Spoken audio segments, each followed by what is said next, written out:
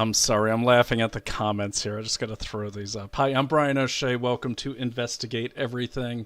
Um, I'm doing a little better now than when I wrote the description. I was kind of raging. Nothing was going right. Waiting for a piece of mail that didn't come in.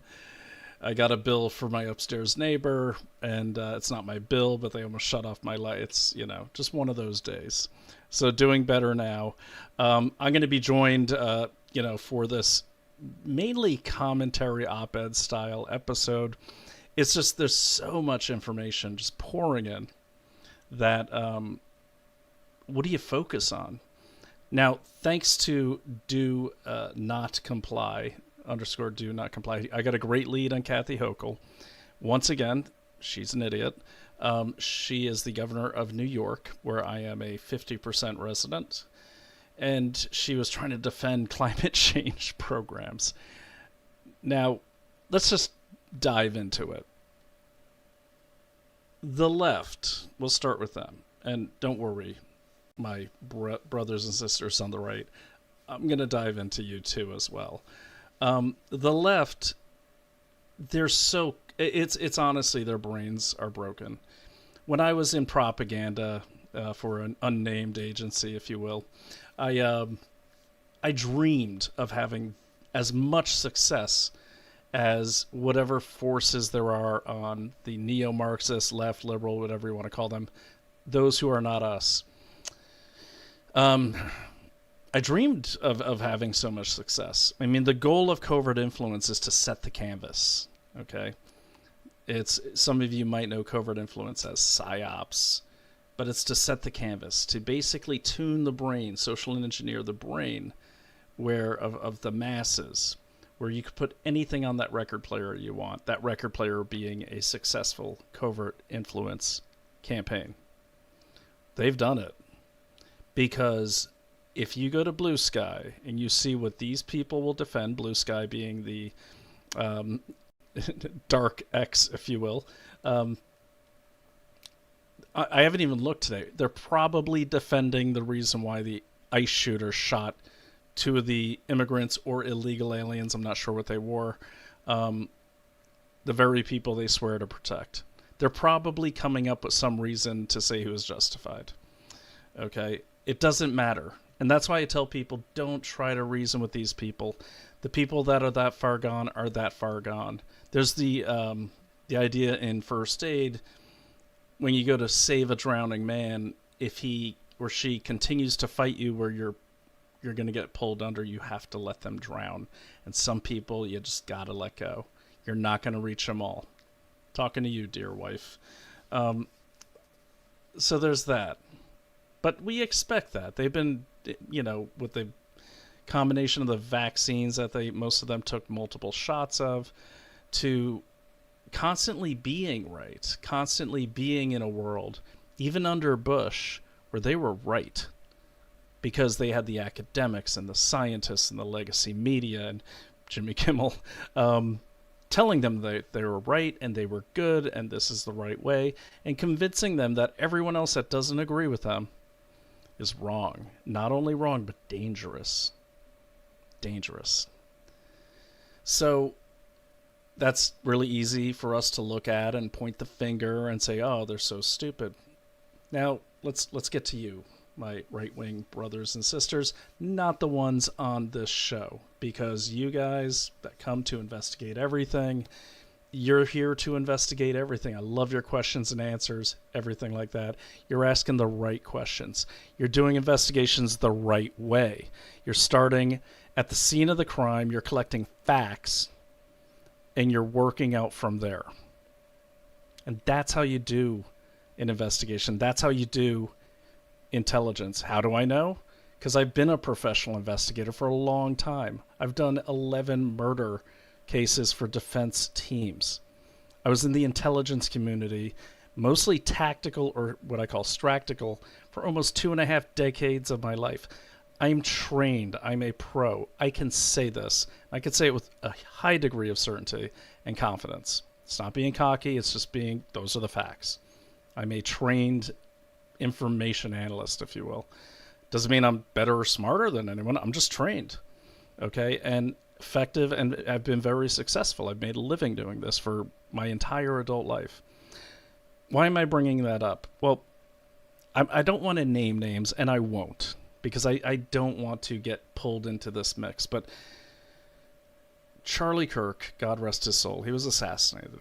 He was most likely assassinated by someone who'd been inspired by violent rhetoric, possibly yet unwittingly led in a certain direction that led this young man, and probably an accomplice that we haven't seen, to get on the roof and assassinate Charlie Kirk. Now, and God rest his soul. Now, I know people don't like to hear that, but that's Occam's razor. That's what the evidence shows us. We don't have all the evidence because we're not on the case, but based on that alone, that's what we have to go with and keep investigating. Okay? Now, do I think there's mistakes? Absolutely. In the investigation? Absolutely. My personal feelings, just theories, not based on any fact, but just based on having worked with law enforcement and against law enforcement in defense cases. I'm guessing there's another guy out there that was probably helping out. I'm guessing they never actually got the murder weapon.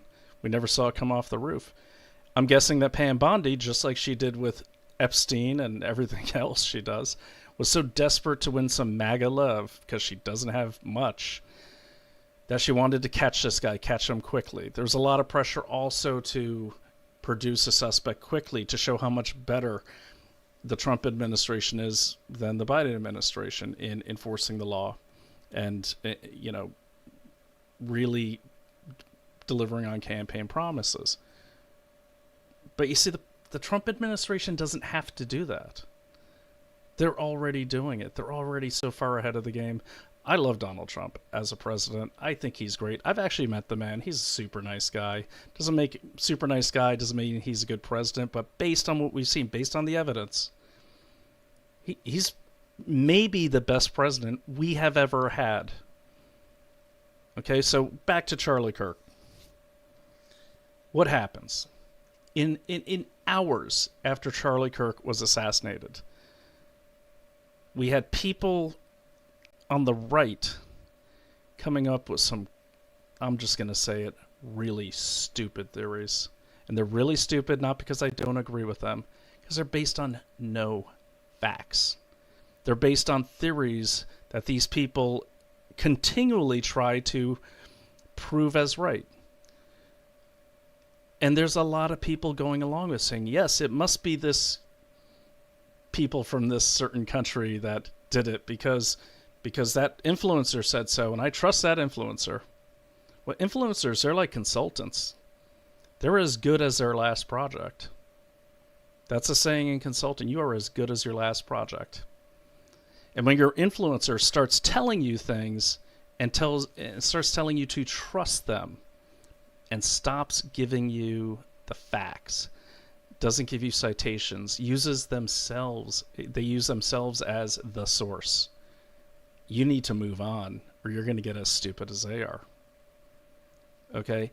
Why is this dangerous? I'll tell you why it's dangerous. Because this is how innocent people get rolled up in our very good criminal justice system, good when it is used and people within it follow the rules. Okay, so let me go to my description for this episode. That'll keep me on track. Tonight I'm just going to let my rage fly. That's gone. My rage has subsided. And talk about everything in front of me that has enraged me. The assassins and thieves, they piss me off. But the stupid conspiracies and the suckers that buy into them are worse. They enraged me because they started out in 2020 as smart, sharp, analytical, diligent. Now they've become as much a horde of lemmings as the left. And I can demonstrate that, and I will. This is a small fraction of conservative voters. Most of you, like me, we have day jobs. We don't got time for this. To get things started, we're going to go over idiot New York Governor Kathy Hochul trying to defend climate change comments made by Trump, saying it's not a con, he's the con. In New York, we know a con. Does she forget that he's from New York? He knows a con too. He's in construction. He's in development. He definitely knows a con, especially in New York. Anyone who's ever tried to buy a home or get a renovation, especially in New York City, knows this. So I can't speak for all of it, but it's definitely a con in New York, and I'll show you, thanks to the lead from my friend, do_not_comply on X, and you should definitely follow him. I'll put his profile up. Came in at the last minute. Then, of course, we got to cover the latest soy boy assassin who's now dead, some left-wing loser named Josh John. Right now, what we know is that he's the shooter. I'm sure there'll be a theory out there saying, oh, it's someone killed him and because he committed suicide, apparently. Pretty grisly pictures. God rest his soul, too. He's a human. He just got caught up in whatever evil is possessing these people. But here, this guy today in the ICE facility, I believe in Dallas, and I haven't looked into it that much, so excuse if the details are a bit off.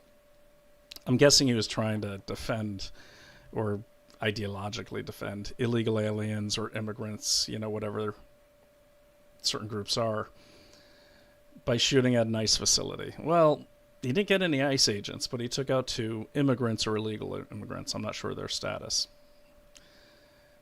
With defenders like that, I wrote, I'm sure the illegal aliens are sending the message to Antifa. They're sending a message in their minds to Antifa, such as, I'm sure it's like this in Spanish, like, gracias, pero no gracias. Thanks, but no thanks. Do you think President Trump reduced illegal entries?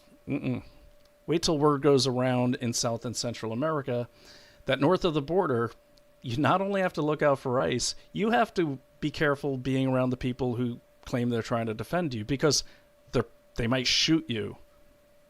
Okay? So, my advice to illegals at this point, stay home.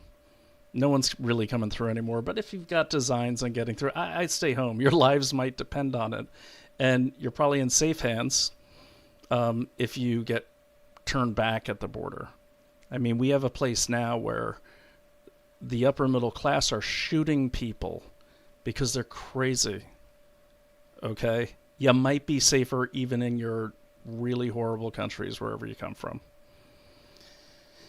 Also, there's the strange narratives that the DOJ keeps kind of messing up. Like, they've got this idea like there's this organized secret soy-eating left-wing assassins guild.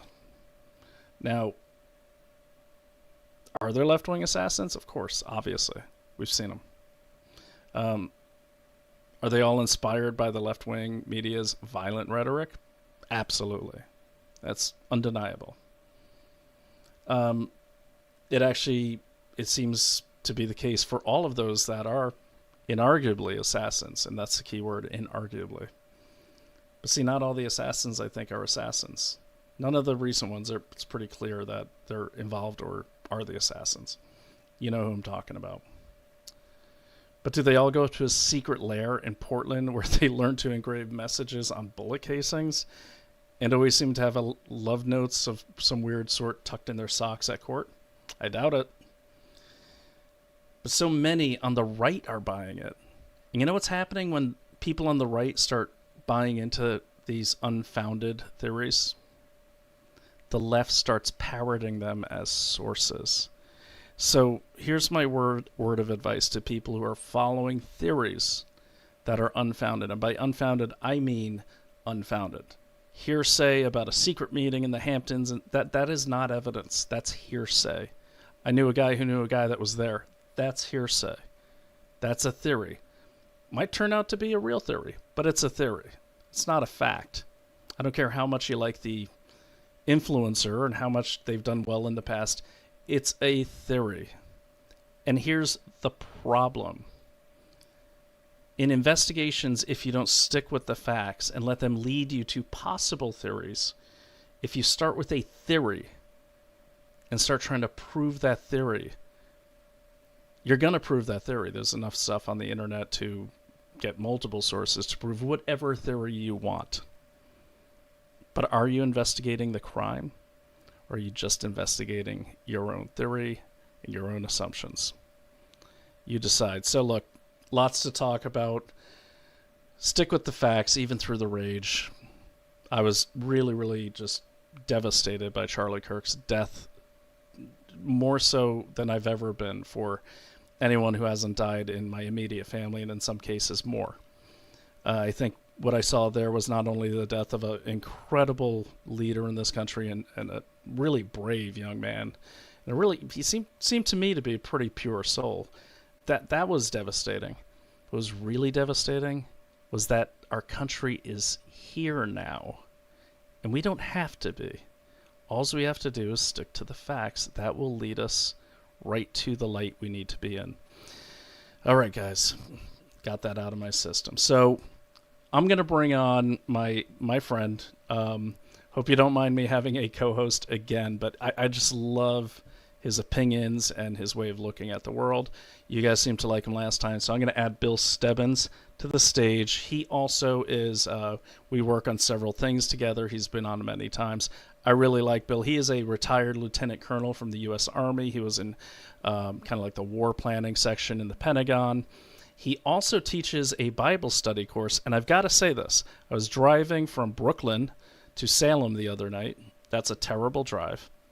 And what I did is I'd run out of podcasts to listen to, and I was listening to the ones that I don't like because I have to hear how they're messaging. And I finally just got overwhelmed with it, and I'm like, well, I'm going to call Bill. I really like, he explains a lot.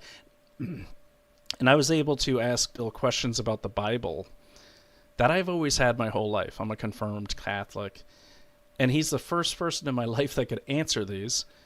And they made sense, and they weren't judgy, and he's very patient. He explains it really well, the way a good leader or a good army leader or a good teacher would. And I really enjoyed that. And we're not talking about the Bible tonight. He can, if he wants. But it's just, why Bill's here is just his way of looking at the world and explaining it, to me, is really awesome. So we're going to go through some of these things. So let me bring Bill onto the stage. Here's what we got tonight. We're going to talk about the Kathy Hochul thing, I think, first. If Bill wants to bring up the ICE shooting, we can do that. I don't know much about it, but we can talk about it. And let's get started. So here is Bill Stebbins. Hey, Bill. Brian, how are you doing tonight? I'm doing good. I'm doing good. I can see you. Can you hear me okay? I can hear you. Can you hear me? Absolutely. Bill, I'm not joking. Right when you came on the stage, the number of viewers in StreamYard was 777. I'm not joking. Well, maybe a couple comments just to jump in. Build off of your opening. I don't want to call it a rant. It was rightly, righteous indignation. It's some just lapses in rational thought, lapses in cognition, I think we're seeing. But you have to ask yourself, what do you do? And I'm asking myself this, as I look at society writ large, what do you do when your operating environment, our nation, in other words, is one in which trust in the authorities is in free fall, where we really just, the pendulum has swung so far to the extreme on the other side of the swing of the pendulum, where we just don't have trust in our most basic authorities, pillars of society. I know my father and others, and you probably have this experience as well. They say back in the day, they trusted their government. They essentially trusted their government for the most part. And we've moved to a point where the CIA is not trusted, the FBI is not trusted. Many leaders just aren't trusted at face value. Now they have to work to prove that what they say can be trustworthy, because the factory setting now is mistrust.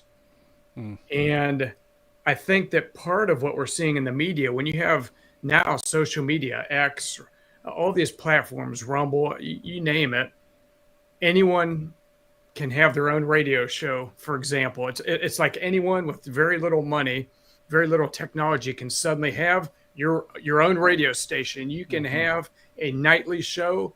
You can run it as long as you want and maybe gather an audience.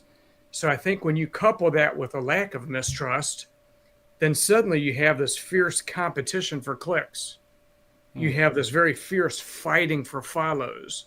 So anything that's explosive, and certainly a kind father, very logical father, someone who tries to engage other people, being assassinated in front of I think his family members were there. Some of them were there. In front of the world.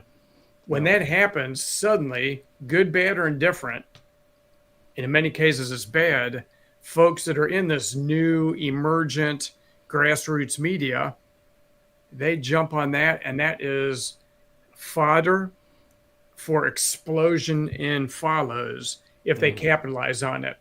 And so I think that it's a natural thing we're seeing, doesn't make it good.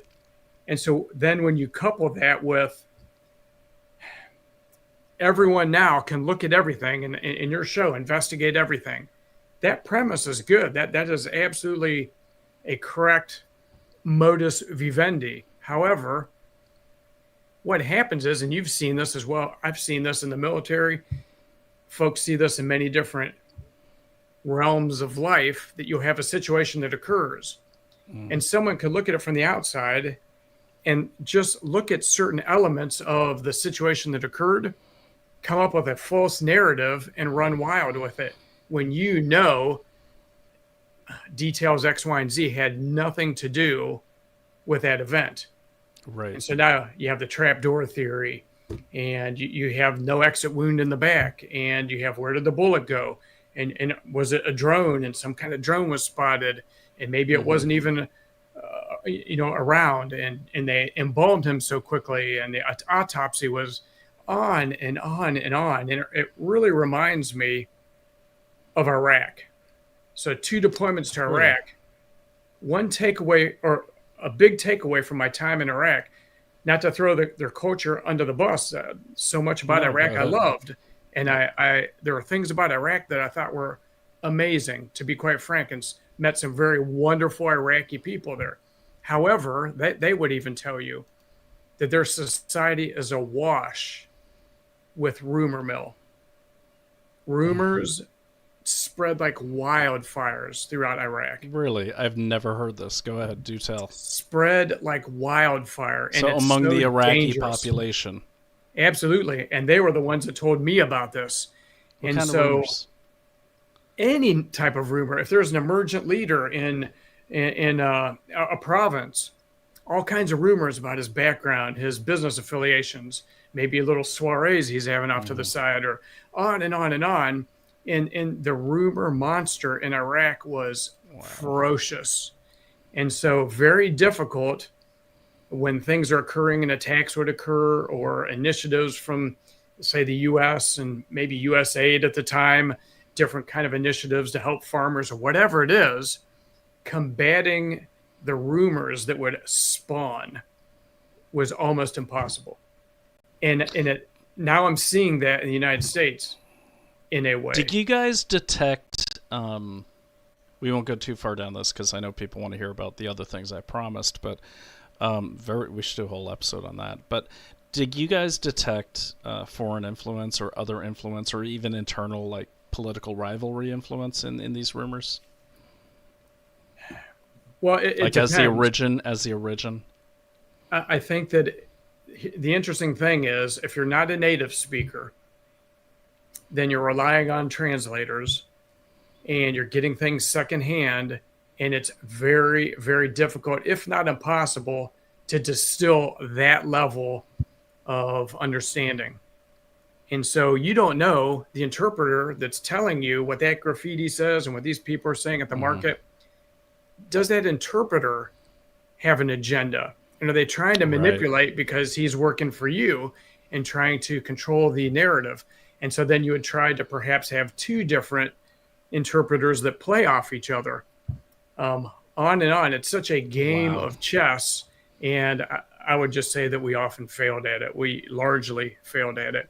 because if you're not a native speaker, you miss so many clues. You miss so many little indicators and nuances and idioms. Mm-hmm. And to think that you're really grasping what's going on is just a fool's errand. It's foolishness. Right, you're absolutely correct. And one thing I know about Arabic, because I speak it, but I speak modern standard Arabic. So the difference is, like, modern standard Arabic, that's kind of consolidated in the Quran. So you got to learn the Quran and a lot about Islam to learn the language. But the dialects, which are kind of advanced forms of accents, really, the dialects are so far removed from modern standard Arabic that I learned Egyptian dialect, for instance, and there's like Kayfa Halik, and I believe in Egyptian, which means how are you, and then in Egyptian I think it's like Zik and Nahardam. It sounds like two different languages, but not only that, there's just little differences. Like Kusa is basically story. Kissa is female genitalia. So be careful, yeah. Small things like kusa kissa, and so small things like that can start a war. But so yeah, I hear what you're saying, and it's interesting to hear that, because when I was working on a Native American reservation out west for like 2 years in the pandemic, and 2 years before that, and I was there every month for 2 weeks. I was almost part of the family that was hiring me, and it's really big enterprise, like an $800 million enterprise out there, 4 million acre reservation with actual different zip codes within the reservation. That's what they said too. They said the best and the worst source of intelligence here on the reservation is gossip. Yeah, exactly gossip. Right. And then I became the subject of that. Suddenly I was from the Bureau of Land Management, working for the company I was working for to take people's land. And we're talking little tiny pieces of land. And it got to the point where, like, I got shot at a few times. This is right in Washington. Someone tried to ram me off the road on my way to the Christmas party. Because of that, I became that guy. And it's inherently dangerous. And when you start pitting people against each other unfoundedly, that's how wars start. That's how genocides start. That's how they got the Hutus and the Hutus and the Tutsis to kill each other.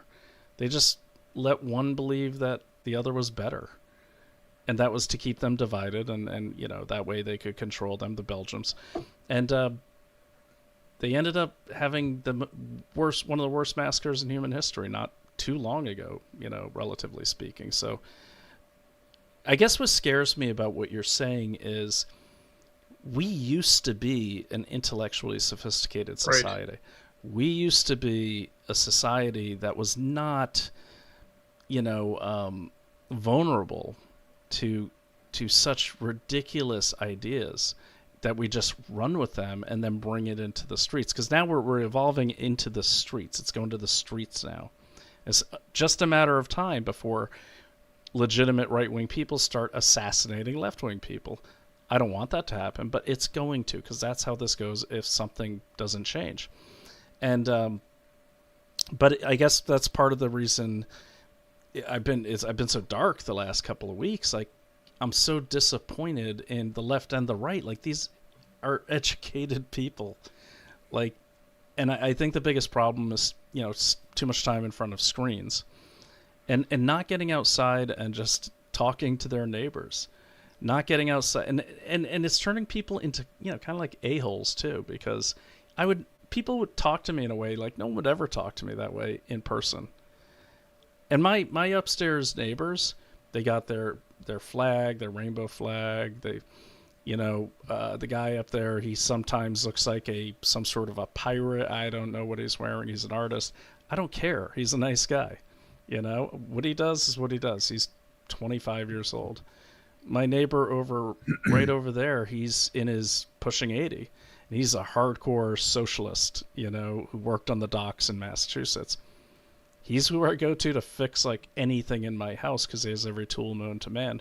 We never talk about politics. We joke about it sometimes, but take cheap shots at Trump and take cheap shots at Harris while we're sitting on my stoop drinking coffee.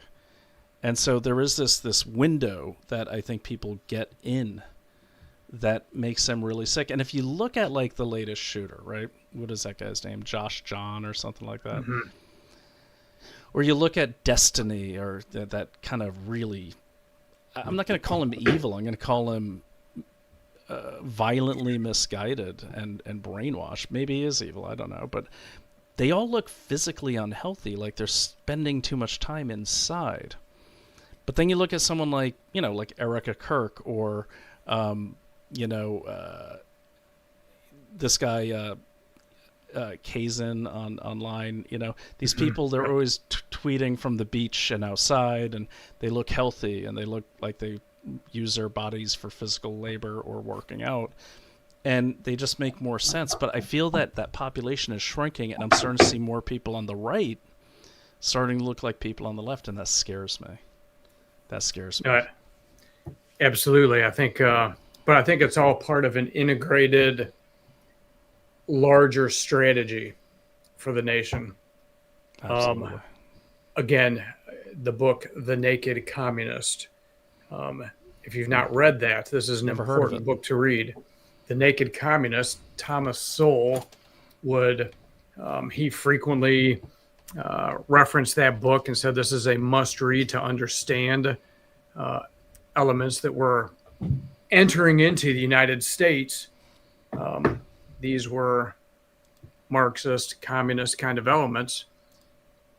And one of their lines of effort, a critical line of effort, was to take control of the schools, education.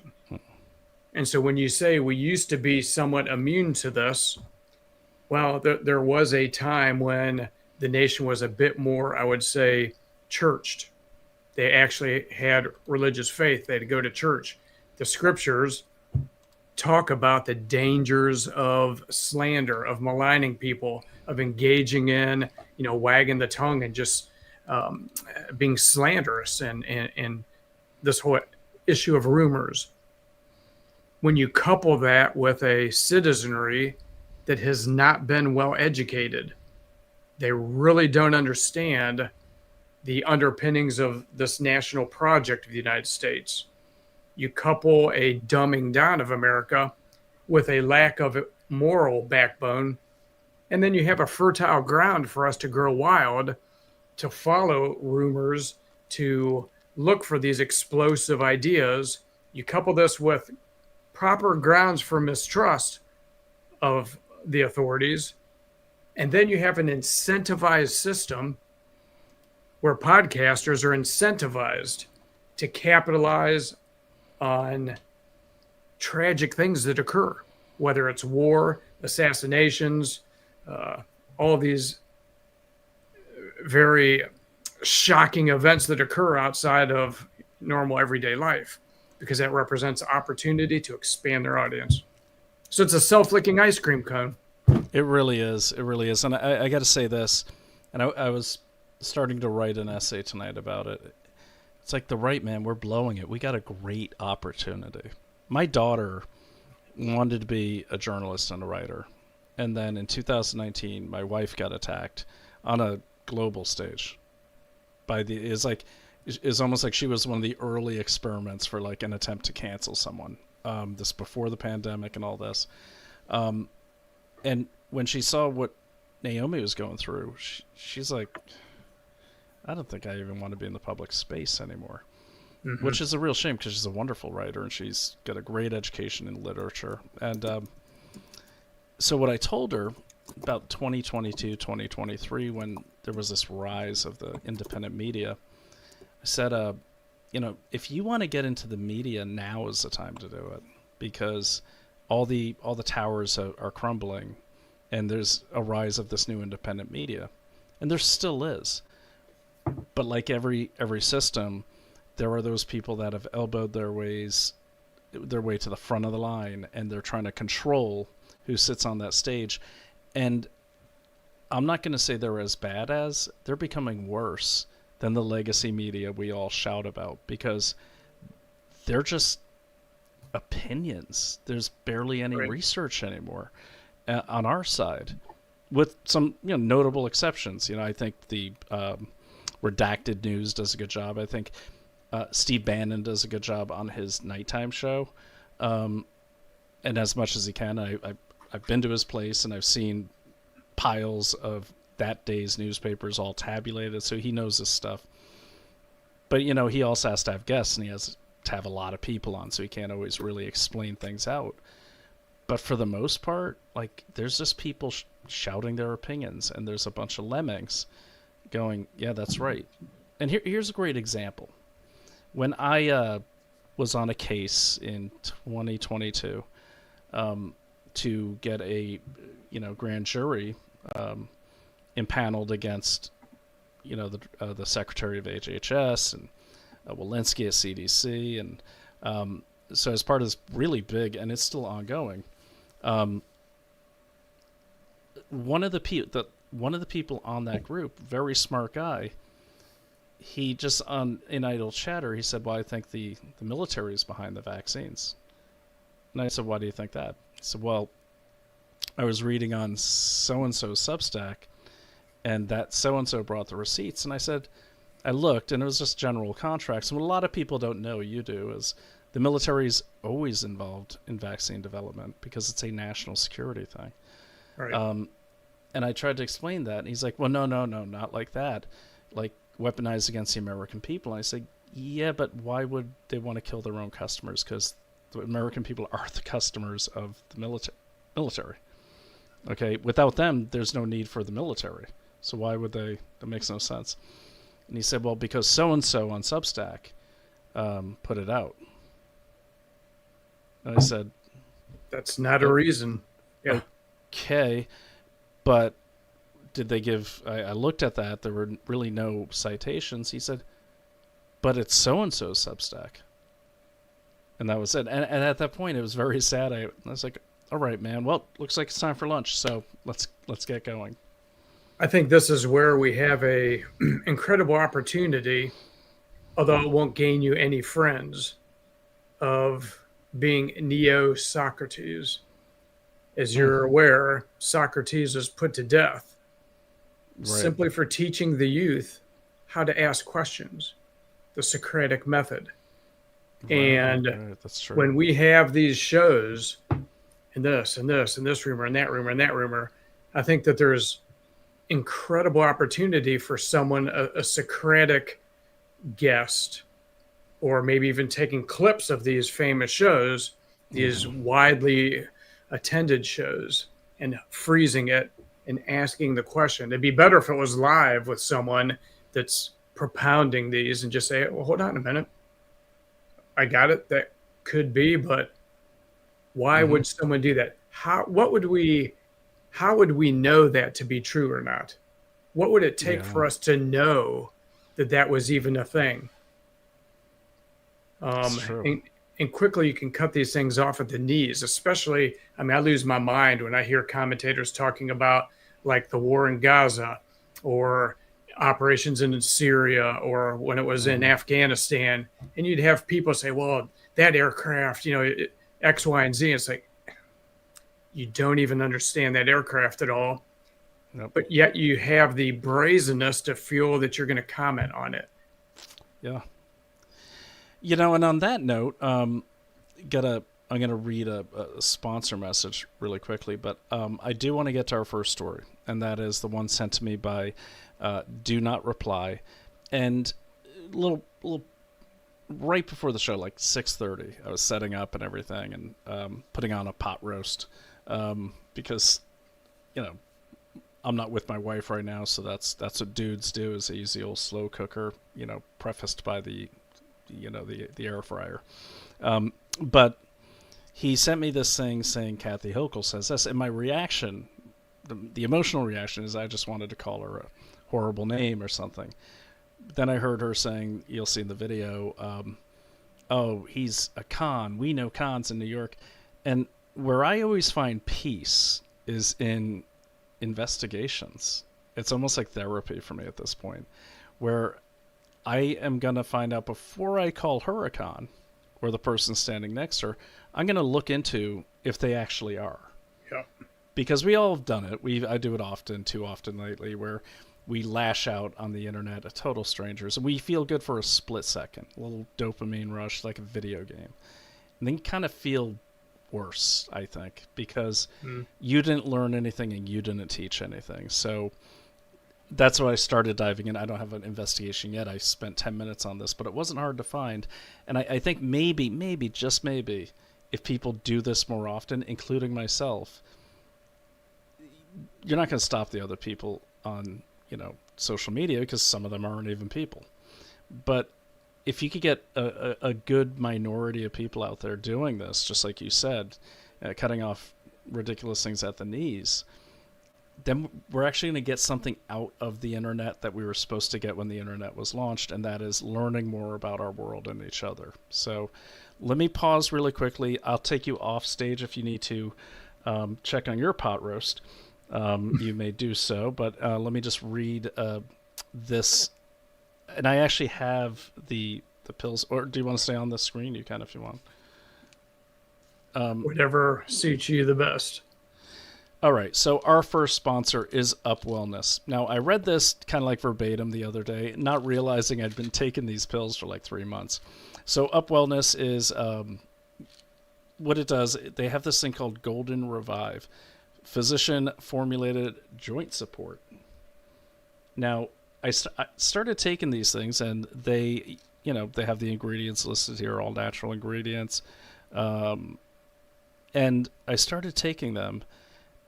And I don't know if it's a placebo effect, but like I joked last episode, you get past 50, like I think both of us are.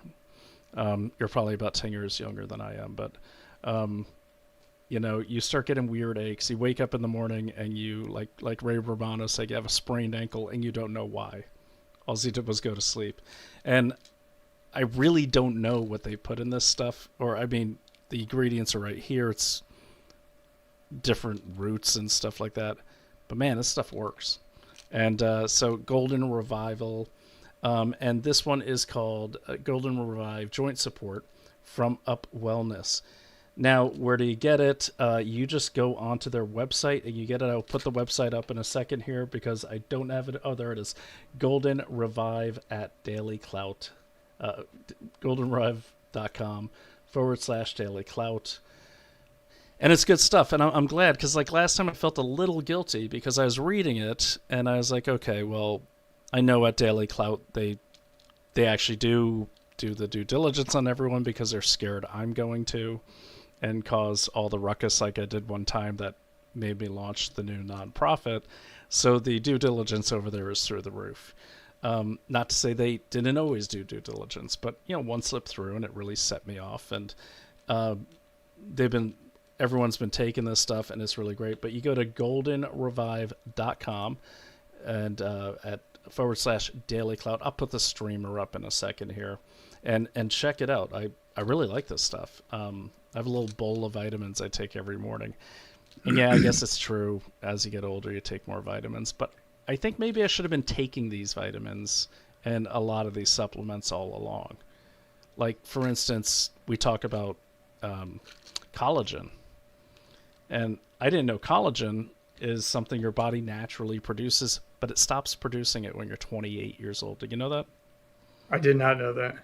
And if you don't replace that collagen, you're going to have a lot of like stiff joints. You're also going to have a lot of very less elasticity in your tendons and all that kind of thing. And I'm not a doctor, but this was coming from a sports doctor who used to like take care of the LA Rams and people like that. And that brings me to my other sponsor, and that's Native Path. And everyone knows Native Path because I always talk about Native Path. As you can see, I need more Native Path. I'm about empty. But this is their collagen. I put this, it's for bones, joints, skin, hair, nails, digestion. And I will say this, I've been taking this stuff for like a year. What I also like about this stuff is that, you need your protein when you wake up in the morning. You said it the other day after the episode. I got to go get me some protein. And this has 9 grams of protein per scoop. So this morning I woke up and I had no eggs, and I like to do my shake and put my Mm. greens in there and all that. And I was like, oh man, I got no eggs. So I put like 3 scoops of collagen in there. Figured that'll get me started. But without collagen, I've gone on a cruise where I forgot my collagen. I was down at the buffet, like trying to find any source of collagen I could that, I was on the internet researching, because without it, I feel less strong. And I just wonder if I'd started taking collagen like at 30, how much healthier I'd be. I'm pretty healthy now, but I could be a lot healthier. So it's never too late. So again, people can go to, and this is from Native Path. They've been our sponsor for a long time. That's a great company. But they want to go to nativepath.com/daily clout, get big discounts. And if you do buy anything, tell them that you saw it on Investigate Everything with Brian O'Shea. Here's the deal. My wife and I are a little competitive. And so I need all the credit I can for leading you guys to the same health products that I use. Otherwise, she's going to outpace me, and then I'm going to be worthless in the in that area. So I'm just kidding, but it is fun. We have a fun competitive relationship sometimes, and I like when I hear from the companies that you heard it on this show, because these are the troopers, special forces right here. You're up late, you're getting to the truth, and you need your collagen and you need your free joints. So go to nativepath.com/daily clout. Sometimes we have like 40% discounts, so it's well worth it. They also have the Native Hydrate, which I love. I actually found a bottle of it tucked in the back of my my cupboard, and I think my son had put it there, and he's 14 and he loves this stuff. But my son had hidden some of the Native Path because he likes it so much. It's kind of like a better version of Gatorade, all natural, none of the crap that they put in there. So again, go to nativepath.com/daily clout and get yours today. A lot of my listeners do already take this stuff. And by the way, I saw your plug the other day when I was off camera, and you said I got to get me some collagen. You should. It's definitely worth it. Well, Brian, I have a particular joint that's been causing me all kinds of issues for at least 5 months now. And so I think that I need to do an experiment. Okay, so I'm like bracing for like a setup here, but No. The setup is I need to do an experiment and investigate whether these supplements will take care of that joint. I'll send you a bottle of them. It should have healed by now. So objectively, did you injure it? I did. I like to pick up and put down heavy things from time to time, and I think that's probably how it became injured. But I'm advanced in years, so again, I may have just woke up and had laid on it wrong.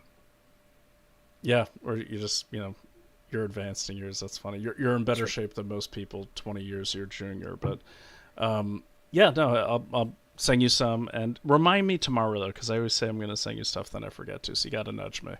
But yeah, I've got like 8 bottles of this Golden Revive from Up Wellness. So I'll send you one. It's like would love to try it.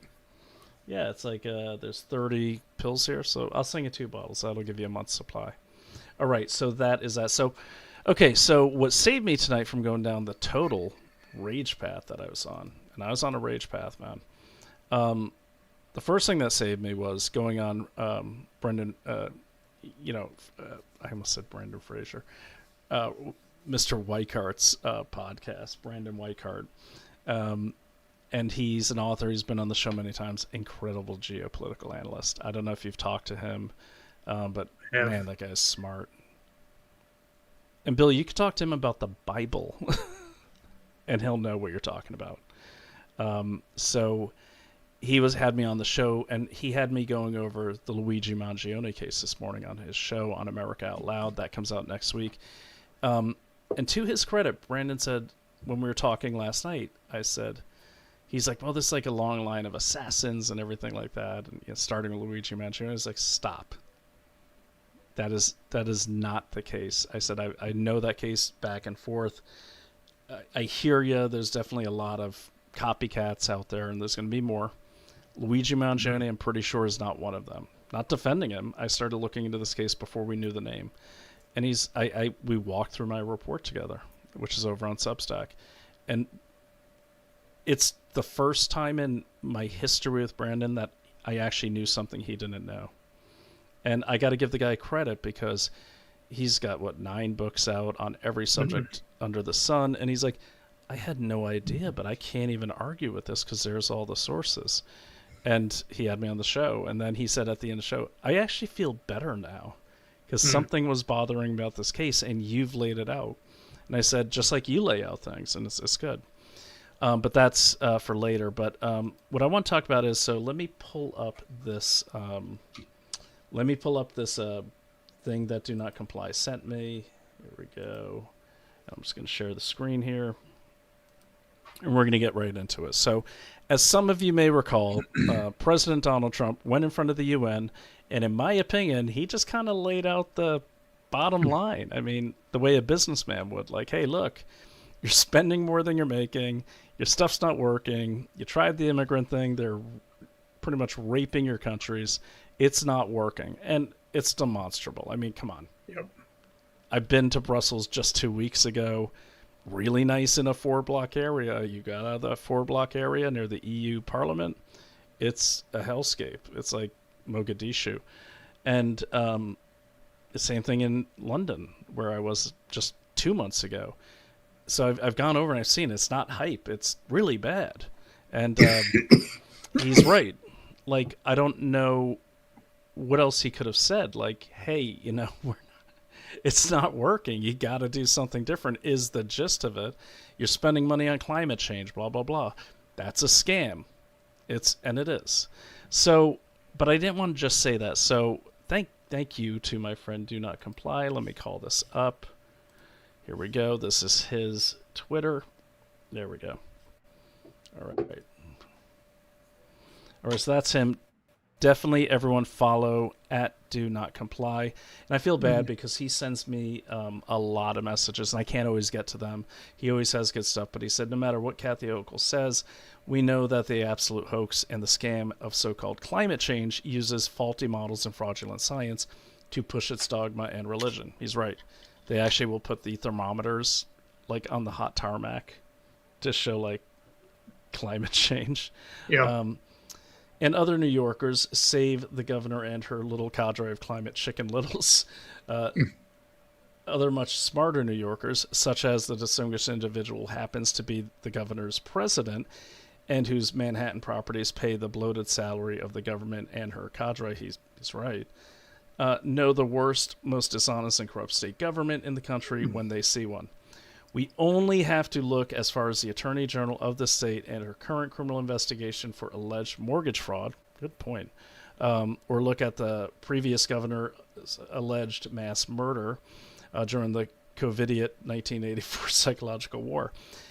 Americans know corrupt, con artists, and state government when they see one. Okay, so that's what he put. I agree with him.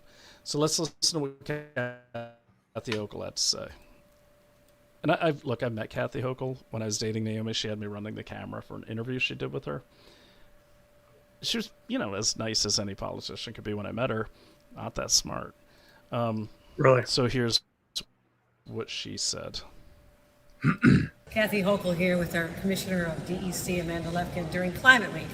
And just when you think you've seen everything, yesterday when President Trump was addressing the United Nations, he actually said during Climate Week here in New York, that climate change is the greatest con ever perpetrated on the world. Well, right here in New York, we know a con man when we see one, and we can spot one a mile away. He is the con man trying to tell us here in New York that we've not had a record number of heat waves and cold weather disasters and hurricanes and tornadoes and floods. It's happening now, and we're fighting back. I just want to point out that they don't really say how they're fighting back. And I also want to point out, too, this is kind of off the subject, what's happening with the fashion of these people? Why does it keep going more towards North Korea? You see that? It looks like some of those 1960s science fiction movies. Right, Yeah. but there's also a bit of a, maybe I'm just seeing what I want to see. All right, so I look at this and I want to start raging. And I'm not going to look into Kathy Hochul. I've looked into her ad nauseum. There's so much corruption there, it will make your head spin. But who is this woman, right? I'm looking at her. I'm like, okay, who is she? Like, I've never heard of Amanda Lefton, so I took a peek, and I had to stop because the show was coming up, and I tend to do that. I'll keep going, like, I could do it. I could get this done and get the show up, but I couldn't. But I took some time, and by the way, thank you to Do Not Comply. Everyone should follow him. Thank you, dude. Sorry it's taken me so long to get one of your tweets on the show, but we're here now. All right, so first thing I do is like, all right, I'm going to get her name. Commissioner of DEC was Department of Environmental Conservation in New York. Okay, so let me actually share my whole window so I don't have to do the tab thing. I'm going to stop that screen, and I'm going to bring this one up. And it's okay to talk through this because my man Viva Fry, he talks through all the things he's doing, and I think it keeps his audience from going nuts. All right. There we go. You always got to check to make sure there's nothing embarrassing on the screen before you bring it up. Okay, so first thing I'm going to go to is LinkedIn. Yes, I know they're compromised, but you got to start somewhere. You could start at Wikipedia if you want. Not that Wikipedia is going to give you the truth about current events. They give enough of an overview of most people that you could go to the links in Wikipedia and start your investigation there. So when you guys see me bring in LinkedIn or Wikipedia, I'm not using them as a source. I'm using them as a starting point. But you go here to... All right, so here is Ms. Lefton's. And I'm just kind of walking people through my process because I think they're going to feel better when they do it every single time. You're not gonna solve the big cases. Don't try to solve the big cases. Don't try to solve like who is behind climate change con. Just go to the scene of the crime, that being that video, and start picking up evidence and looking at it. So we got Amanda Lefton, Commissioner, Department of Environmental Conservation, Albany, New York. Albany is the capital of New York, as I'm sure you guys know. And what I like to do is here I go down to experience. Okay, so we got her for 7 months in this position at the New York State Department of Environmental Conservation, whatever. There's a law firm, so she's probably got a law degree. But what really caught my attention was going to more experiences here. And I'm always looking for the .orgs. Okay, because .orgs, that's where they hide the money, and boom, there it is. So you see all these experiences here, 2 years, 2 years, 7 months. But then you have this one, Nature Conservancy, which is 7 years. Deputy Policy Director, okay? And if you notice, she goes right until before the pandemic, and then suddenly quickly moves into government, got some overlapping positions here. So you got her here as Secretary for Energy and the Environment while she was overlapping with Nature Conservancy. All right, here's the Nature Conservancy. Pretty standard BS site. No Act Blue. Sorry, guys. Boilerplate. Don't care. Just always go to these and scroll to the bottom. Get that right there. That's what you want right there. That is the EIN number. EIN. Which is... What does that stand for again, Bill? Because... You put me on the spot. I do not know. Yeah, I've asked Bill to help me set up a nonprofit, so sorry to put you on the spot. But basically, that's like the Social Security number for nonprofits, right there. The tax, and I'm sorry, not EIN, the TIN, tax identification number. Take that over to one of my favorite sites, which is the Nature Conservancy. Which is the IRS.gov. And this is, you just want to Google IRS nonprofit search. Okay, it'll get you there. Okay, and what that's going to do is going to bring you, you're going to type in a little search here. Okay, right there, you can choose the organization name or the employee identification number. Pop that in there, hit that search bar, and the less things you put in, the better. There it is. Nature Conservancy. Now, most of you guys know what a 990 is. Some of you don't. 990 is like the tax return that you file with the IRS, except with nonprofits or 501(c)(3)s. It's public. The public can see that because your tax dollars allow these things to exist, and they're claiming they're not doing a profit. So that's how they get like the state money and your tax money. All right, so you click on this. I won't click on it because I already called it up. first thing I'm going to do is I wanted to go to when she was there. And this is 2019. And what caught my attention right away is this 2019 filing. That's a lot of money. That's a lot of money. Net assets and fund balances, $7,052,349,509. That is a ton of money right before the pandemic. Okay, so there's a million things you can look at. I have not investigated these guys yet, but let me save this one. Let me give the most recent. I'll go back to that one because that's my big zinger. Okay, and by the way, do not comply. If you want to help us with this, and this is what I want our audience to do, dive into this. Scoop me, scoop us. Go ahead, write a Substack. I don't care. Okay, I just want to get this stuff out. But this caught my eye. This is the 2023 990, and check this out, Bill. And I'm going to put you on the spot again because I bet you could figure out what this means. So, other assets. Okay. See this one here? Easements. Conservation easements. Now, what do you Wow. What do you suppose a conservation easement is? Is this some I'll tell type you. of... You pulled it up. I did. I didn't want to put you A on the spot too legal much. agreement that protects the natural resources of... It's a Yep. way of letting the government take back the land.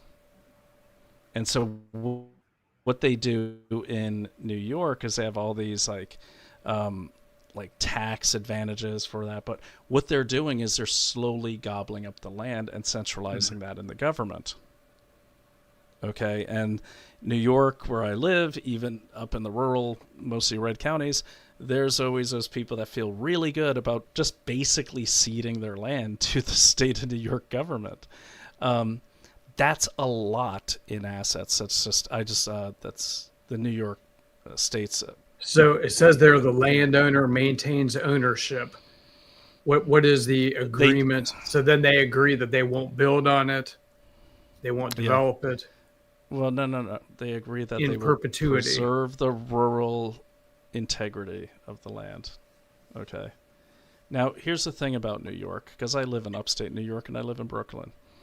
They will walk on to those easements whenever the hell they please and start cutting down trees and putting in new wires and, broadband and all that. Apparently, broadband is okay in preserving the rural integrity. And so are cell phone towers, apparently, like 5G cell phone towers. For sure. Because for some reason, a lot of the power companies and the cell companies are allowed to lease those easements, and you can't say anything about it. And what happens is, if you read the fine print on here, I haven't yet, I'm going to take a guess. I bet you money they can change that zoning of the easement whenever they feel. And so what we have been keeping an eye on in New York is the wetlands, because we live in the wetlands. And they have basically just took a bunch of wetlands, like in 2021, 2022. But if you go back to the 990 here, and this gets better, that's not the zinger. I just want to point out to people that they have $2.2 billion in conservation land assets. They have, and this is 2019, 990. They have $2.4 billion in conservation easements. So this is, they own the whole land. This is, they own part of your land. And to be fair, the people who are dumb enough allowed them to, enter into this deal. They're not just taking it. I don't want to mislead people. They have lots of programs to do that. But the thing about every government contracting, you know this when you enlisted, the government can change the terms of the contract whenever they want. And it says it on the contract. And if you sign a contract that says that, they can do it. Yeah. If you don't sign it and you have them line that out, they can't do that. Or they'll have to face a big tax thing, a big law thing, legal thing. But here's where it gets interesting too. If you read through this, I'm not going to read through all of them, but they start talking about the supplemental information, which is additional data, kind of like fleshing out the mission statement, which I know you know what that is. So it says, they have all this stuff listed about like something in lieu of eminent domain, monitoring lead. They keep going, but if you go through this, I'm not going to go through it now, but I'll put the link out there for everyone. I think I put it in the tweet. If you go through that, they start showing how like so much of the money that comes into these people, it goes out to other states and other countries, Africa, Other China. countries. Yes, other countries. And I want to point out, too, that this commissioner in New York, who was a commissioner while she was in this, is working at a nonprofit whose headquarters is on Fairfax Drive in Arlington, Virginia. That is like government central right there. I used to work down there. Okay. Fairfax Drive, everyone knows it if you've been down there. And you always check out the mission statements. If they're really, really nebulous, you know you got to look deeper. TNC's mission is to conserve the lands and waters on which all life depends. All life. What life? Artificial life? All of it. What life? All of it. Okay, so I can't go too much further in that, but let's talk about the con. Okay, does Kathy Hochul realize the con is right next to her? Don't get me wrong, Kathy Hochul's the con. But the con's right next to her, and she's affiliated with people that want to take our land. Who wants to take our land? China, I don't know, Jamie Dimon, those type of people. Mm-hmm. Okay, go back to the 2019 990, okay? And you want to scroll down here. This can blow your mind. You ready? Let's look at who works there. Okay, hopefully I got the right 990 up. And by the way, the year before this, they had like $200,000. Okay. Funny how right before the 2020 election, all these nonprofits got so much money. All right, so look at the chair, right? And you see most of these people, this is pretty common. They won't take, people just want to be on a board, or sometimes it's a gift, right. Or sometimes people just put people on a board to attract donors. But if you scroll down here, and this will be embarrassing if I don't have the right one, but I'm going to be... Oh, shoot. I know that person. That's another story for another day. Keep going. Okay. Keep going. Keep going. Ah, there it is. You know that name? Jack Ma. Mm. You may not, because you're not a China hawk like I am. Jack Ma is the founder of Alibaba. Yep. 8th richest man in the world until they disappeared him. Okay? Jack Ma was the director through 2019, right before the pandemic. Jack Ma. Who's Jack Ma? For those that don't know, I'll call him up in a second. And then there was another one here. Hopefully I can find it again. Sometimes I get over my skis and I see something I didn't see. Michael Sweeney. By the way, Jack Ma, this is huge. This is huge that the person in charge of basically a nonprofit who seems to have the biggest amount of assets in owning land that they didn't own previously, actual land, has had a director on Amanda Lufkin's, or this lady's, Amanda Lefton's. She was there for 7.5 years as a deputy policy director, and now she's directing policy for environmental conservation, basically how we use our land. And she was on the board when she was on the executive staff alongside Jack Ma. This guy's total CCP, inner circle. He got disappeared in 2022 when he made the big mistake of insulting the Chinese banking system. He said, I wish our banking system, something like I wish our, it was, and he disappeared. He's back, a little thinner now. He whatever they go through in these re-education camps, I don't even want to know. But we have Jack Ma, and then there was one more, if I can find it again. Not too embarrassing if I can. I did this, and by the way, guys, yes, I've done this for a long time. I know where to look. It doesn't take that long, okay? I don't have any special talent that you don't have. I just do this a lot. But this took me 15 minutes to find this stuff right before the show. And so, oh man. Unfortunately, I don't think I'm going to be able to find it, but basically a big money guy, and I believe if I can't find it, I'll move on. Ask any questions while I'm doing it. Where are they getting these enormous sums of capital? Are you able to trace that?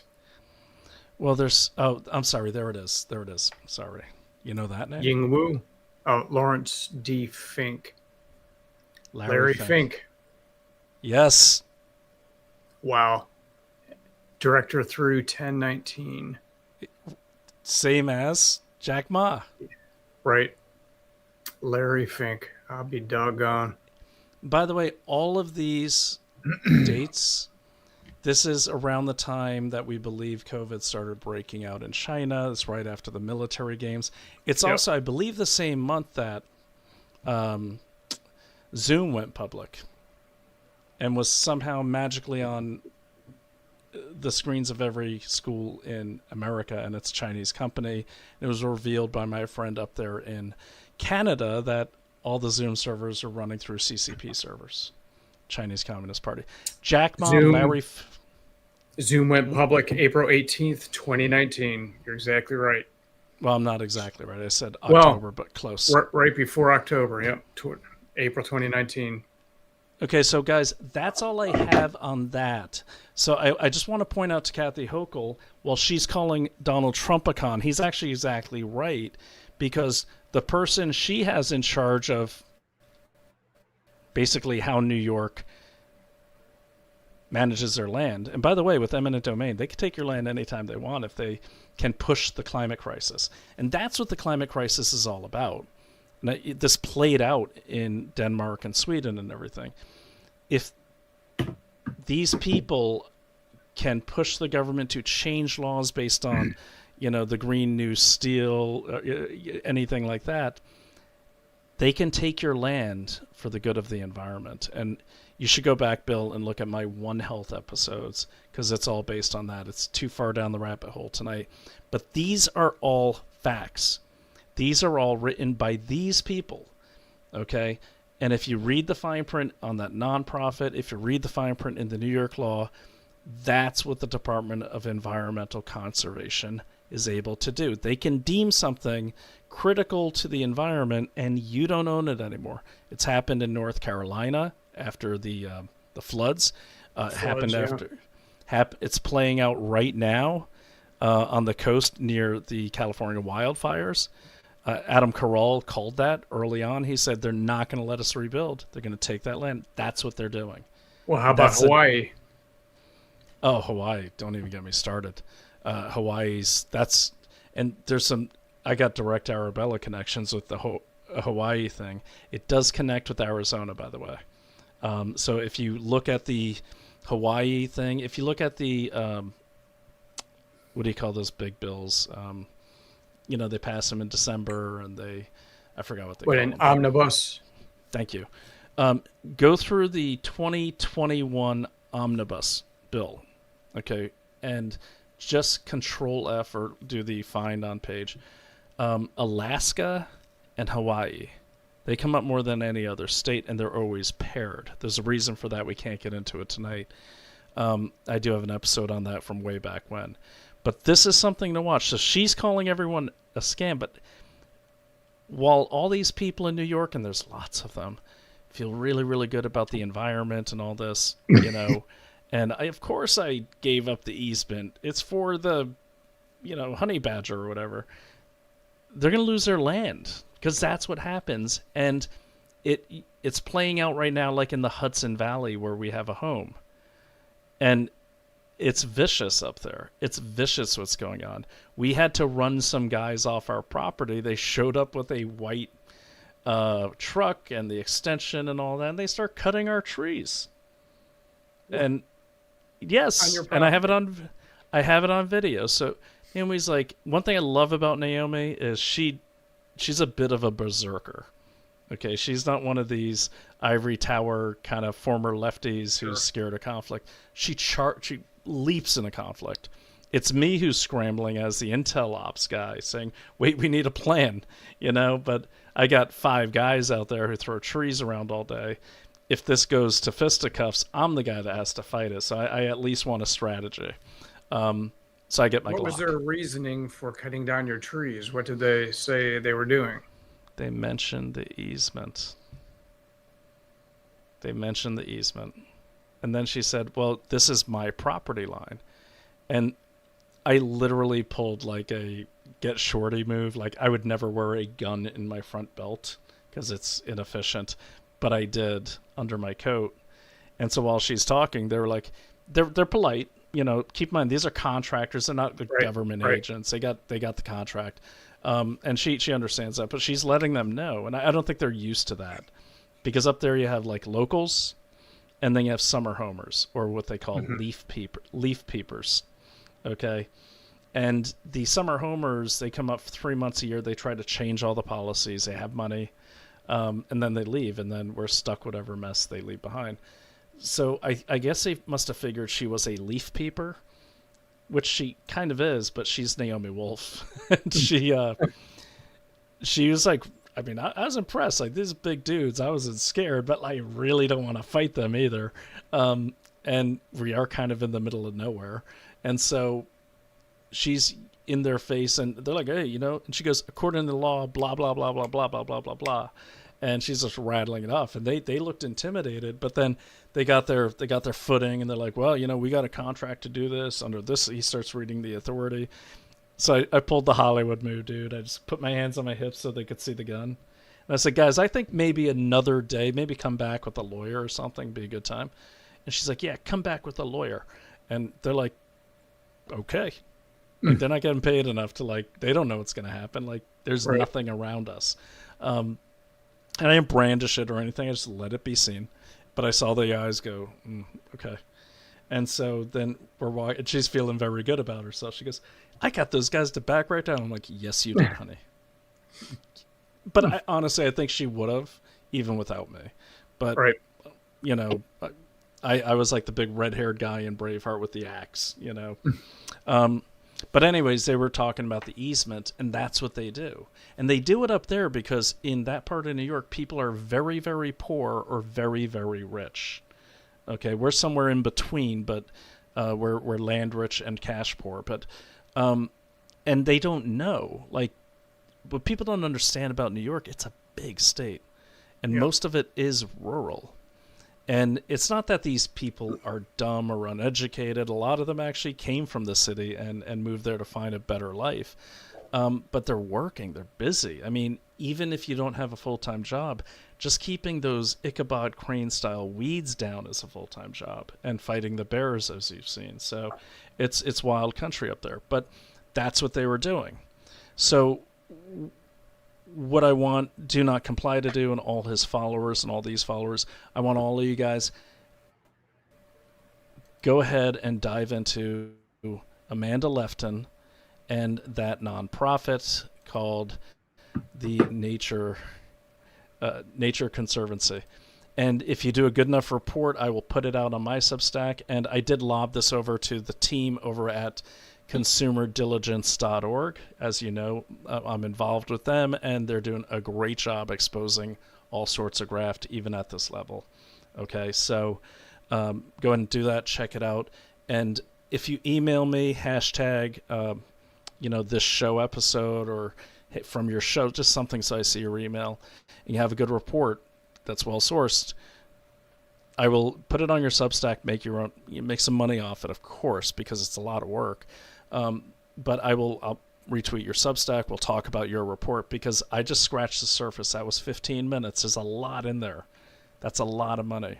And Bill, any advice for them as well? Well, no, but I think the more details they can find, and as opposed to rumor mill, finding the sources and listing the sources and just looking at all aspects of this problem are helpful. But the Nature Conservancy, it sounds so good, though, doesn't it?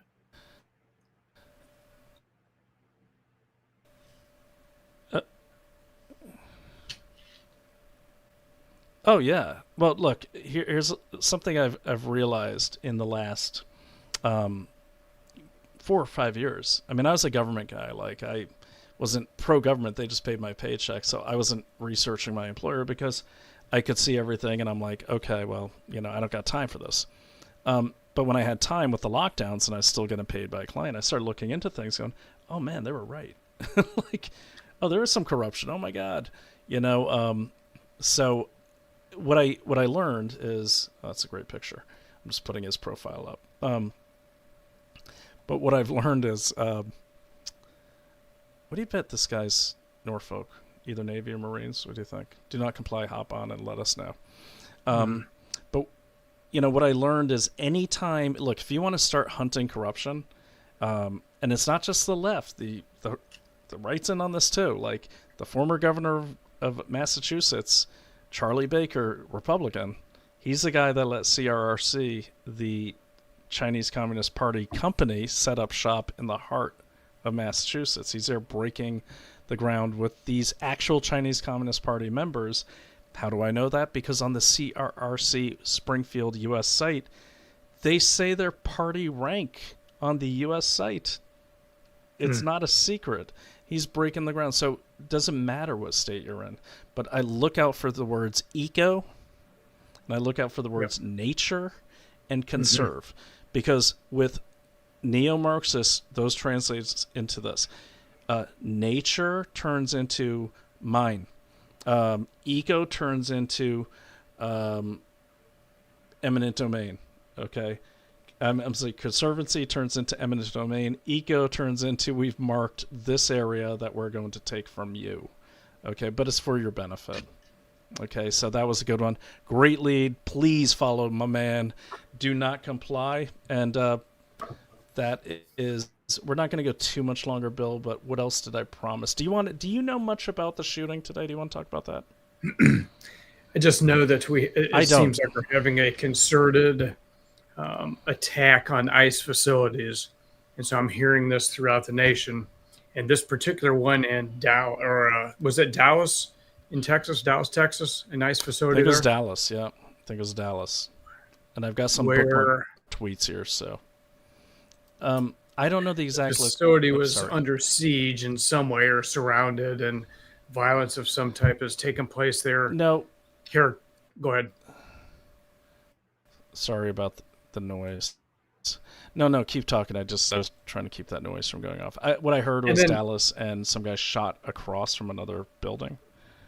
Well, a number of folks have characterized protesters is probably not the right noun to use to describe these folks, but they're characterized as Antifa. And of course, this group doesn't exist, doesn't it? It's just a nebulous group with no head, which is, I think, counterfactual. He's being sarcastic, so don't quote him out. Very sarcastic. It definitely is. And I'd recommend following and reading Andy No's book, Under the Black Flag. He went into Antifa undercover. He's done the research. It's a great book. So go ahead. But as you can see from the post here, 4 folks dead, including some of the detained folks within the facility. And I don't know the identities of those individuals yet. But the shooter is also deceased. And so once again, we have this crazy thing. Cartridges engraved with messages. I mean, I look at this and I think, well, here's the third time we've seen this purportedly, where an assassin engraves on their cartridges. Maybe it's just scratchings, crude scratchings. I don't know. Well, they had there's an image somewhere here of them. Look, here's the thing. I think the engravings moving forward will probably actually be engravings. Okay? I don't think they existed in the Mangione case. They may or may not have in the Tyler Robinson case with the Charlie Kirk assassination. But, people like this kid are going to start doing copycat stuff. Now, I'm not going to take the time to pull it up right now, but I will say I saw what they released as the bullet casings, and he seems to have actually they were engraved. I won't say he did, and then the engraving had a Sharpie kind of pressed into it. So that seems like something someone who tried the Sharpie first would do, and then tried the engraving and realized no one could read it. He wants to make sure that's possible that he actually engraved them, because you're gonna have copycats now. Brian, what do you think is the most plausible operating dynamic that would motivate a young man to go do something like this? Did this individual, did they consider that they would likely die in doing this, and that was fine with them, and they were committed to it? Did the situation just roll out of control, and then he knee-jerked, well, I'm just going to take my life? That doesn't, to a logical thinking young man, I would say that's assuming he's thinking logically. Well, and that's why I'm asking what the operating dynamic, what you think that is, because that's not proper cognition. This is not what someone in the spring of their youth, their whole life ahead of them. Is this really the depth of the insanity that exists amongst a certain population of this demographic, that they are this deranged? I'll call it. I'll say deranged, such that their outlook of life is so skewed that this is the level of thinking that they have, that they're exploitable, manipulatable, directable, that they're directed into certain azimuths to do certain types of violence? Or do you think this is completely organic? What are your thoughts? I think it's a bit of both. So what I'll say is what I'm seeing here, based on my counterterrorism, and I don't know this case, so but what I am seeing is, and the little I know about this kid, just what I read before the show, if you go back to Al-Qaeda right after 9/11, okay, we had the rash of very similar things happening from first world Muslim men, okay? And for those that don't know, yes, the majority of the Middle East is doing pretty well, and they drive caravans and minivans and go to soccer games. A lot of them drink too. But what we saw was a lot of what I call inspired zealot operators. Okay, not an official term, but so you had 9/11. That was, coup de grace, if you will, of terrorist attacks. Probably the most successful one. It did change the way we live in this country. And then after that, you had a series of other terrorist attacks. Now, initially, those attacks were being investigated as cells, right? Actual trained cells that got trained in the Middle East and then deployed to London and France and those kind of places. Well, if you remember, do you remember the tunnel bombing? I do. I do. For the tube. Well, those guys, as it turned out, there was no direct connection to Al-Qaeda. Okay, but what was happening in the larger, I wouldn't even say Muslim world, I would say the Middle Eastern kind of world. And I know this because I was working very intimately with a lot of hard drives and reading their chats and all that. And it was the most bizarre thing. Dudes online in the Middle East were picking up girls online by using terrorist messaging. Like, they'd be like, my intifada is going to enter your unholy lands. I mean, literally, like dirty talk using extreme. And the cool guys were the terrorists. And they were showing this on their television programming and everything. The cool guys, the slick guys, they were always kind of like the villains in Die Hard. Like, if you've seen any of the Die Hard movies, the villains are always way cooler than the heroes. They dress better, they're better looking, they're, Euro kind of trashy, That was happening in the Middle East at that time. So then you started seeing the attacks got sloppier and sloppier by people who are uglier and uglier. Okay? So remember 9/11, these guys were like doctors and engineers. These were not, shepherds and street urchins. I mean, these are like high-level society guys. And then you start seeing the zealots tend to be college kids. Even the London bombing, those are art students. Those are art students in London that carried off that bombing. And then it degrades, and it becomes like, the 16-year-old kid who just moved to the city and is homeless, or like the random attacks with the machete. So you see it degrade. I'm seeing that happening here, where. And why did they do it? They did it because they want to be seen by the Al-Qaeda leadership at the time. They want to also be hailed as a hero, as the Al-Qaeda terrorists were hailed throughout the Middle East after 9/11.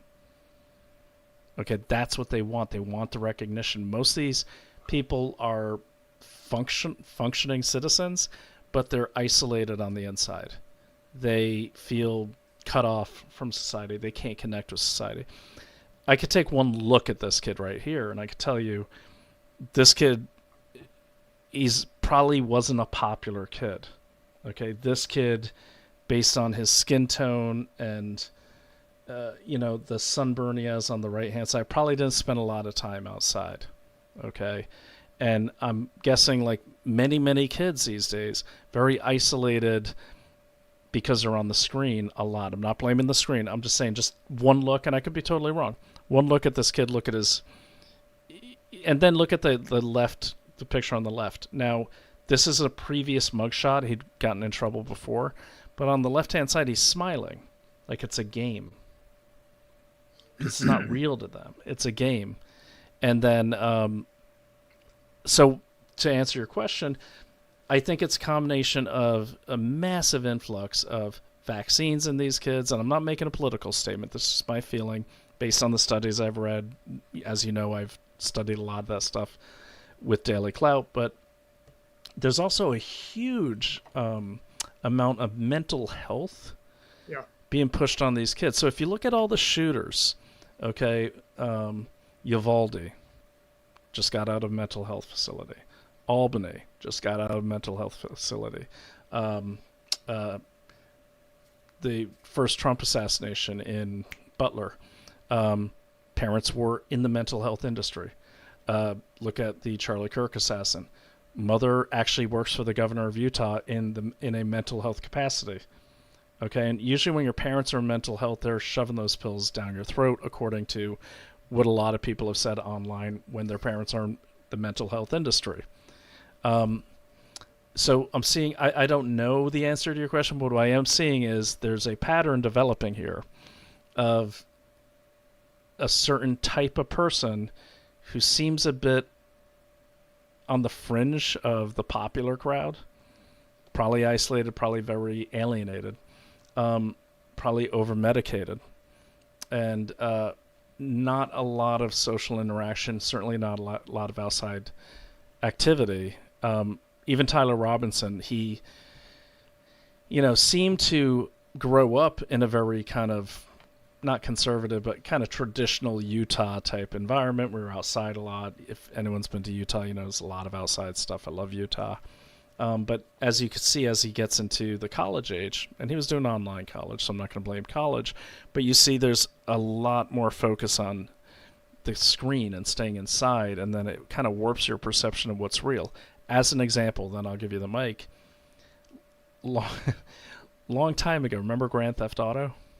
Exactly. Okay, so I was in for Special Forces, well-trained, well aware of manipulation, and I had a game console that we'd bring on our trips. And we're outside all the time. We're Special Forces, and we had to go to Tampa to go down to the Joint Special Operations Center down there and test some equipment for Raytheon. So they wanted some operators to come in, people who use this kind of system in the field. And it's a 1 week, it's a nice temporary duty. You're Tampa, you're just playing with a computer thing, and that's it. We go to a hangar every day, and then we're in the hotel. Well, that's when video games are really getting popular, and we were all hooked on Grand Theft Auto. And I remember playing Grand Theft Auto for like 5 hours, and then 5 hours, and then 5 hours. and we each had our own rental car, okay? And they were all playing it too. And so I'll never forget, we're racing to work. And I had like a Chevelle, it's, army money, so I got like the coolest car I could get, like a Chevelle coupe. And I'm doing things to try to beat my buddy to the base that are so illegal.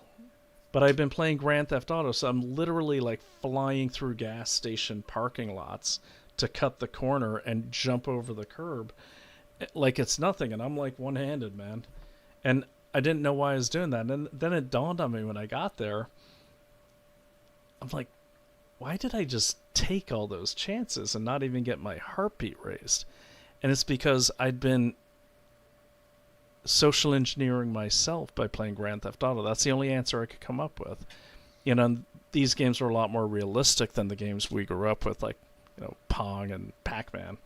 And, I think in that, I was seeing the same way I was driving first person in Grand Theft Auto out in the real world, and I didn't care. It was like I was in the video game.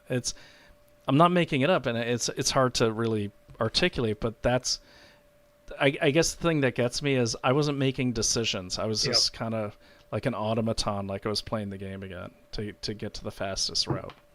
So then you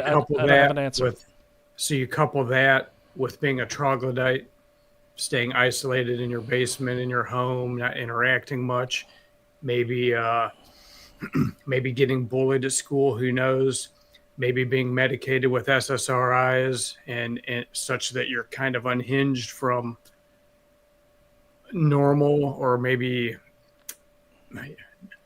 is it normal anymore? Proper cognition.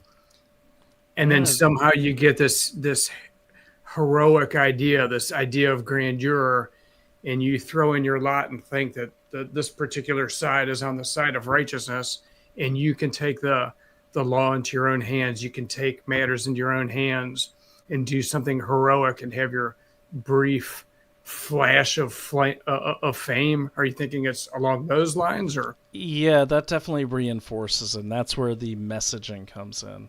So think about this, right? And this is why I'm so adamant about separating the Luigi Mangione case from these cases.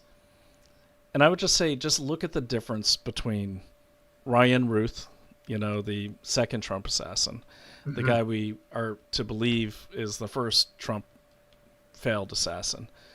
This kid, Tyler Robinson, this kid Hunter Nadua up in New Hampshire. Did you hear about that one? Just over the weekend, there was a shooting where a kid yelled "Free Palestine." He walked into a wedding hall and shot like the father of the bride. Of course, you're not hearing a lot about the Free Palestine part, but that happened from multiple eyewitnesses and the cops' statement. But all of these people I'm not going to say they look like introverts. They didn't look healthy. Okay. Then you look at Luigi Mangione, it's healthy as a horse, except for whatever chronic neck pain they allege he had. I'm not saying that plays into it. What I am saying is Luigi Mangione is a good-looking man. He's works out. He's got like a bodybuilder body. People were losing their minds when they first saw the suspect. Losing their minds. And one of the funniest tweets I ever saw was, this guy who's openly gay on Twitter, he's like tweeting out to people, "Did you see the suspect?" And they're all like, wow, wow, wow. Like they're losing their minds. And even girls I know in New York in that age group, they're like, we're going to riot just because he's hot, But he has a following of like screaming millennial women who worship the ground Luigi Mangione walks on. And by the way, I want to say Luigi Mangione has pled not guilty. He's never espoused any sort of, anti-healthcare sentiment. Some people will cite the manifesto. He didn't call it a manifesto. They found a notebook on him, allegedly. And when you listen to Brandon say or read my report, you'll see it was a manifesto because the cop entered it as in the evidence as a manifesto. Only I can call a manifesto as the author. It was a police officer in Altoona that entered the red notebook as a manifesto, which kind of makes the whole thing suspect, right? Like, what police officer or anyone do you know who's going to say, okay, we got the gun, great, got the gloves, good, got a silencer here, red notebook, Kind I'll of enter that. manifesto. Yeah, and I will say this, and I'll get off that thing. They also didn't do the inventory on Luigi Mangioni's backpack, which was seized in Altoona, allegedly, by the police. They didn't do the inventory until 3 minutes before the arraignment, which was at about 1800 or 6 o'clock. However, Alvin Bragg had a press conference 2 hours earlier that listed all the contents of the backpack, even though, according to the official police report, they didn't do the inventory until 3 minutes before the arraignment, which would be 2 hours after Alvin Bragg's press conference. And so everyone knows Alvin Bragg, our favorite guy who went after Trump and lost, went after Daniel Penny and lost. He's the initial prosecutor on this case, Southern District of New York. And so back again, it goes all the way back to where we started with your operating environment. You don't trust the authorities. Can you get a fair case? Can you get police doing a proper investigation? There's just so much distrust now because we're not seeing. Police will do a proper investigation. I'll say that for the most part. Sorry to cut you off, Bill. They're going to do it. But it's kind of like when I was an intelligence analyst, right? I collected incredible intelligence. Most of my colleagues did. We were fighting terrorism. We weren't trying to subvert the human race or any of that nonsense. But we can't control what happens to that intelligence when it when it goes out on that cable or that report. We don't control what is on the PDB or the President Daily Brief. That's when it gets political. So at the police level, those people on the ground, they're doing what they're trained to do. Okay, it's possible, but it's very rare you're going to find a cop who says, well, there's some evidence, I'm not going to enter it. Like, no, they're doing their job. I mean, they're cops for a reason. And I can't speak for all cops, but for the cops I've worked with, and it's been a lot of them, okay, Johnson, your job is to find any piece of evidence in that sector, and that's why they tape it off. And then your job is to do that, blah, blah, blah. And they're going to collect what they find, put it in an affidavit, and they're done. Okay? They're not part of some, but when it gets to the prosecution level or the DA level, that's when it gets political. That's when it becomes a thing like in the Luigi Mangione case, just spitballing here, not a fact, where I can see, like, what do you got there? You got Jessica Tisch, the commissioner, was the commissioner for like 2 weeks when that case happened. Alvin Bragg had just lost 2 major cases, okay, against, and I got to bring race into it because he did, against white defendants. Okay, he can't go over 3 on that. Okay, they've already lost the election. He wants to keep his job, and he, to stay in the power circle of the Democrats, he's got to take someone down. I'm not saying that's his motivation, but what I am saying is they did force a lot of circles into squares in that Mangione investigation that just didn't fit. So yeah, there's that. Back to your original question, though. I think there's an environment that's been created where, look at the evolution of this. Okay, you're hearing less stories about young kids like this transitioning. See, what used to happen is you'd announce you're a kid like this, you announce you're going to transition, you get celebrated, you get hailed and everything, but once you go to the chop level, once you're in and you can't reverse it, then they forget about you, they move on to the next star. This is exactly what terrorists in the Middle East do, especially like in Palestine. They celebrate your terrorist attack before you conduct it. You might have seen this in Iraq, where your family gets the new house or they get all their rent paid. They parade you through the streets you haven't done the suicide bombing yet, but you're going to. Now you're in. There's no turning back now, because if you turn back, you're going to lose all that glory. You're going to shame your family name. Plus, they're going to get probably killed or kicked out of the house and have to pay all that back. Okay, so what happens, I think people hit a point where they're pushed by outside forces. Once they express certain opinions online, the minute someone like this, I don't know, spitballing, but the minute they say, man, I should do something about that. There's going to be someone that shows up to start coaxing them in that direction. And look, based on the history of the FBI in the last 4 years, it could be an FBI thing. We saw that in Michigan with the supposed kidnappers of Whitmer.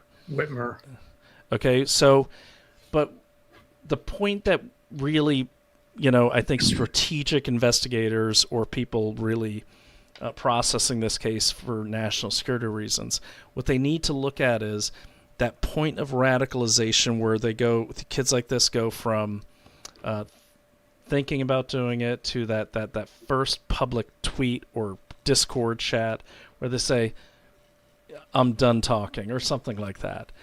That's the point where someone, whether it's Antifa, whether it's some larger group, whether it's some crazy neighbor, they're going to come in and say, arm around young man, you know what, man, make something of your life. This is your Joseph Campbell moment. This is your hero's journey. This is how they recruited people in BLM.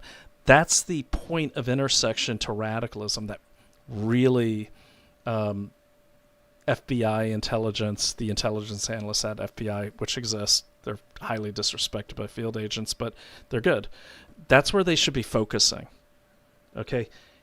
Who is that person that puts their arm around a guy like this? Who is the person that leads them just over that last hurdle to the point where they end up on a roof shooting at an ICE facility and then eventually themselves in the head? So, a question.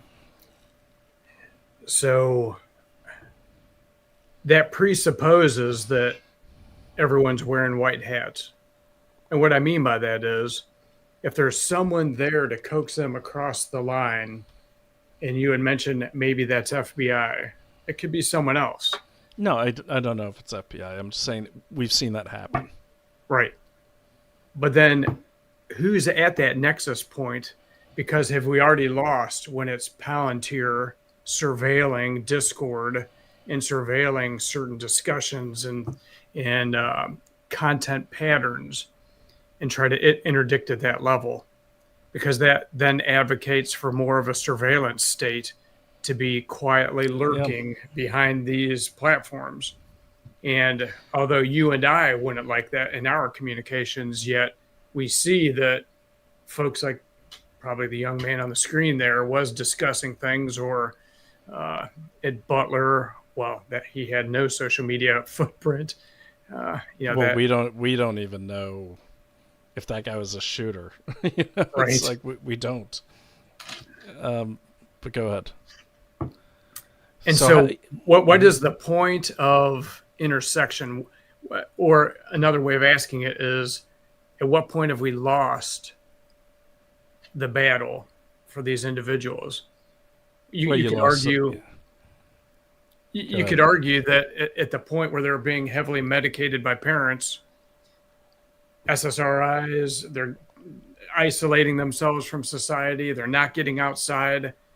That just the virtue of the magnitude of a population of folks that have that kind of a lifestyle, odds are you're going to have a percentage of folks that even without some type of nefarious coaxing, they're primed and prepped, have all kinds of Netflix or whatever kinds of shows that inspires them to do something that we would find incredibly evil, cruel, and wicked. So what point, there's two parts of this. Okay, so at what point do you intercept the kid that's already been, he's committed? Okay, well, instead of Palantir monitoring, and look, there's a place for that. Okay, there's a place for pattern recognition to say, hey, we got someone might be on the edge here. See, but then you have to readopt good old-fashioned community policing, where like some of these kids don't have a parent to talk to, even if they have two parents at home. They're on their phone or they're busy. Like there's, even with parents, like, I pick on kids all the time, but like we're on our phones a lot. And I have a rule in my house where I realize I was on my phone all the time, and we don't have phones after a certain hour, especially when I'm with my son. I don't get to see him a lot. Phones are done. And then we have a good relationship. We take a walk. We throw the football. For a lot of these kids, that's not happening, and I've seen it firsthand. Sorry, I thought I heard someone coming in my house, man. I'm like, where's my Glock? But a lot of these kids don't have, and I've seen this so much. I have a 14-year-old. This kid looks like he's 29. Good God, he must have been young then. I'm guessing in that picture he's probably 13, 14. Okay, he's smiling, so he probably has enablers. But what I'm saying is, these people need a big brother or a big sister or a big brother or someone to say, hey man, what's going on? Oh yeah, I'm thinking about shooting at an ICE facility. Really, why do you feel that way? I don't think that's a good idea. Someone who, and that's, there's not enough men in the household or women in the household or just responsible adults being mentors to these kids, being parents. Too many parents want to be buddies or they're checked out.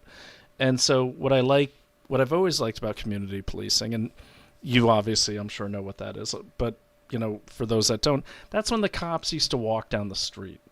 And it'd be the same two cops on the same borough, the same block, and everyone knows them. And they become trusted partners of the community. And there's not a lot of that going on here. These kids are there's a lot of that going on, but from the people we don't want to be the trusted partners of the community.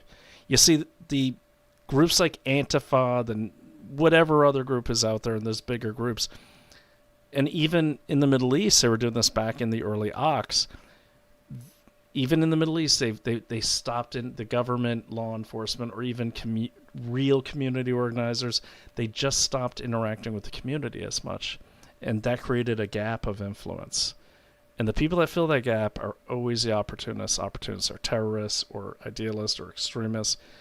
There's someone for everyone. And a great example. Classic story. This is nothing new. It's just, the results are more extreme. But when we moved to Maine from New York, okay, I was very young. I was like 3-4 years old, so I don't remember. But my sister and my brother, they were high school kids. Now, it's extremely difficult to change high schools in freshman and sophomore year. And they were different. So when we moved to Maine, the socias, if you will, didn't really accept them. They weren't like them. But the people that were ready to accept them were the people that were dealing drugs, okay, or doing bad things. And they'll accept anyone. They don't care. And that's where some of my siblings went, because they were accepted. Okay, so when you don't have a positive group out there ready to accept people like this, there's always another competing group who's also ready. And it just hit me, and I think we're connected this way. It kind of reminds me of what we were talking about the battle between Satan and God. Like, hey, don't worry, he doesn't love you as much as I do. That's why he's not here, but I love you. And I kind of see that happening here with these groups. And to put it in realistic terms and fact-based terms, I will say that there's a huge push for mental health and mental well-being that started about 2024. And in China, we've all heard of the Chinese Academy of Sciences, which has a massive budget. That's like the equivalent of kind of like the HHS. But few people hear about the Chinese Academy of Social Sciences, which has a budget that quadruples the Chinese Academy of Sciences. And it's all about understanding how groups of people move. So are they here? I don't know. I believe they are, but looking at what we know, we do know that these groups get into the communities like this, and they get into it in many ways. Most of those ways are through activism. Okay, because guys like us, when we were young, we joined the Army. I joined the Army for many reasons. One of them was adventure. I wanted to do something more than just be graduate high school, go to Colby, and then coach basketball. I wanted a little danger, a little grit. A good friend of mine, his dad's a famous writer in New York. He wanted that too, and he never got it. So anytime I used to go on a crazy PI job, he'd want to go with me. And the more dangerous, the better. People need that. What's happening with these groups is it's the only avenue kids like this see to like live on the edge and have that kind of like, I call it a Joseph Campbell moment, where they're like, yeah, I could do that.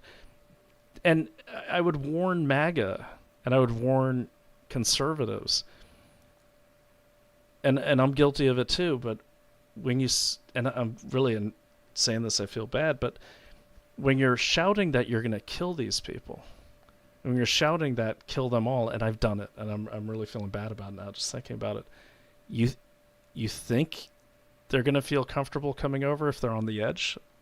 You know, I think Charlie Kirk was dangerous to the dark the evil forces out there, because he made them feel comfortable no matter how flamboyant their appearance was. He made them feel comfortable enough to come on a stage in front of hundreds of other students who would probably judge them or make fun of them. He made them feel comfortable. Is that a snake? What? I had to get who are because you? Well, I had to get a little bit of pet time in here, just every night, a little bit man. with a snake. Bad timing. I'm talking about Charlie Kirk, but what I am saying is like, he made them feel, and he did something. I would even say no other conservative has done, no other Christian conservative, okay, has done. Like, I get it, okay. I know people who are freshmen in college and on the left, if you will. They're terrified of the right, and it's not completely the right's fault. The way we're portrayed in the media is they make them terrified of us. But we have to find a way to overcome that. I think Charlie Kirk's model works, and I think we need more of that, but we can't be flooding in and not be as genuine as Charlie Kirk. If you want to help people, you want to really help people. Okay, because kids are not dumb, as you know. They're emotionally intelligent. They know when you're BSing them. My own kids will look at me like, and I'm a master liar, I'm a master manipulator, I'm trained. My own kids will be like, yeah, right. These kids are not dummies, okay? So you take a kid, I'm looking at this kid, now he's a lot older when he took his own life today, but do you think in today's rhetoric that has really happened since January, and I'm going to say it on the right, and the left has always been horrible, but the right has become horrible. I'm part of that. I'm going to admit it. I've said horrible things, and I kind of regret them, but definitely regret them. But I forget sometimes, like, I'm a 51-year-old man who spent time in special forces and the military and intelligence, and when a guy like me is saying, if that kid comes to my house, I'm going to kill him, you think they're going to want to go to learn more about what we're about? They're probably terrified. And then you got the left saying they should be terrified. I don't know where I was going with that, but we got a problem. We got to overcome it. I think there's a lot to learn from the Charlie Kirk model that, it's going to take more than just Turning Point USA, because Turning Point USA has been branded by the left as racist or whatever, and these kids won't get over that. They're not going to do their own research. So we need to start doing something that's at least branded more down the center. Probably less of a religious message. Not that I'm anti-religion, but as you know, as a guy who teaches theology and teaches the Bible, you can't go busting in saying, believe this, believe what I believe, and then or you're bad. You can't just overwhelm these agnostics with your beliefs, and you ease them into it. And that's the big thing. That's what I learned doing covert influence and propaganda. You don't just say we're right, you're wrong, accept it. You ease them into it. You make it interesting. Make it something they want to learn, whether it's religion or just being a good American. I don't know. I can ramble all night. You go ahead. You and you and Reggie. Well, this is Lucille Ball at Ball Python. Really? Absolutely. But this time of night, I have like a commitment to Lucille to just spend some, some connection time with that good candy for you and the show, and it helps me think better. No, But wait, but really quick before we move on. yeah, Where's the head? And is that a python? it's a ball python. Okay, I've never owned a snake in my life. I just had to deal with cobras in the Middle East. Why does it not bite you? We have an understanding. Okay, you've got the floor, man. I'm going to move you over here to the right. That means you command the floor. Go ahead. Well, in any event, you talked about reaching the youth and these folks who are lost and struggling with things, and the religious approach. I'd suggest that if you're going to share a religious, I would say a Christian message, it can't be, you don't approach it by beating someone over the head. We talked earlier tonight about Socrates and the Socratic method. I think it's very powerful, and to ask questions and to know good questions to ask, because that gets in under the radar, and folks don't have to be defensive about it. You're not saying you're wrong, here's the truth, believe this. No, it's not about that, and that's not how we'd want to approach it. But asking good questions to get folks to really consider, how are you going about life? How are you thinking about things? What are your mental models? Is that working for you?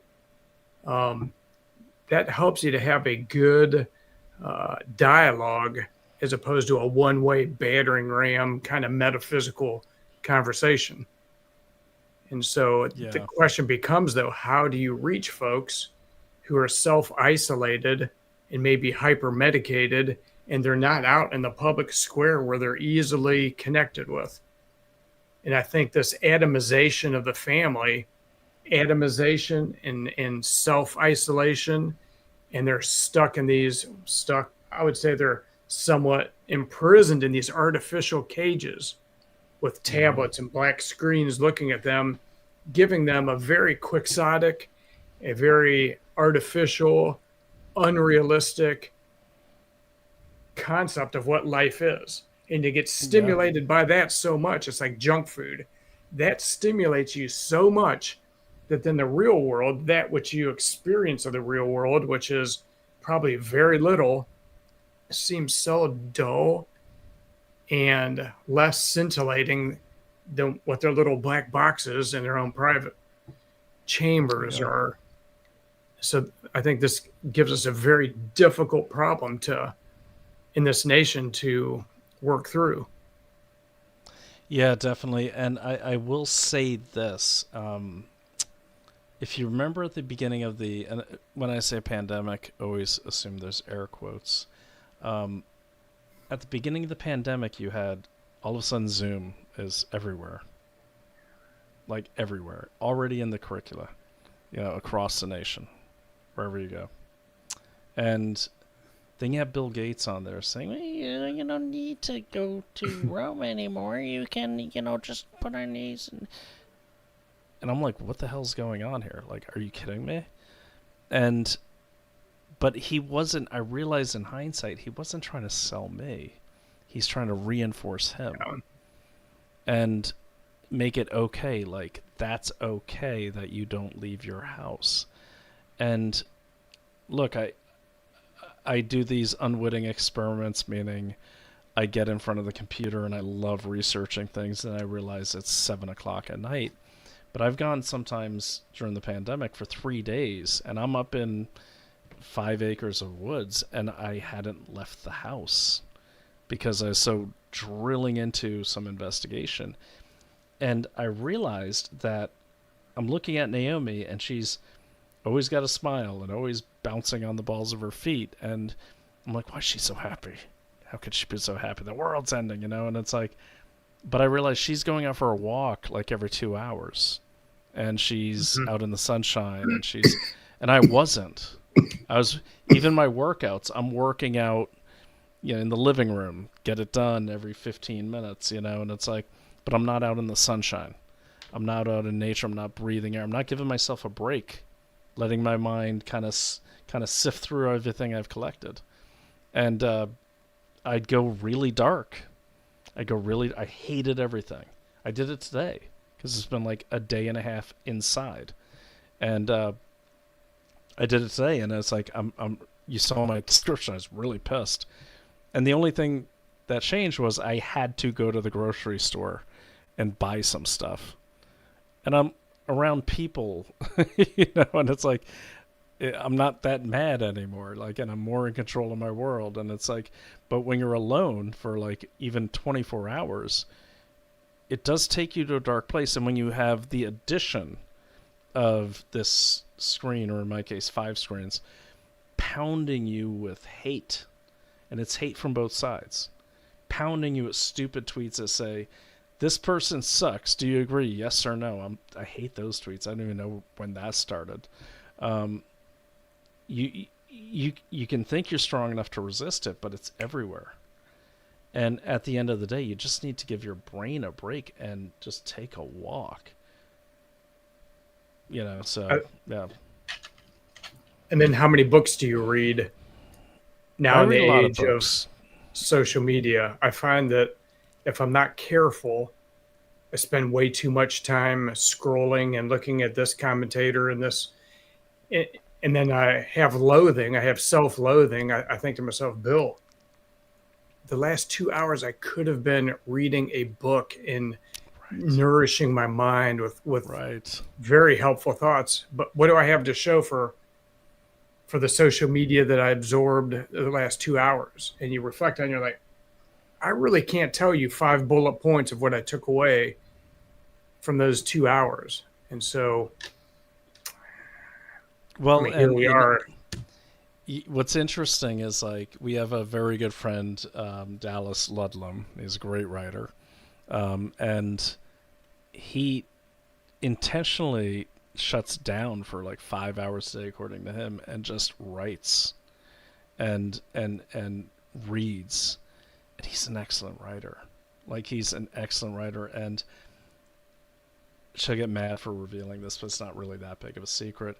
2022, like up to the point in 2022, I think June of 2022, when Jack Dorsey was running Twitter, Naomi was all over Twitter. She was like, phew.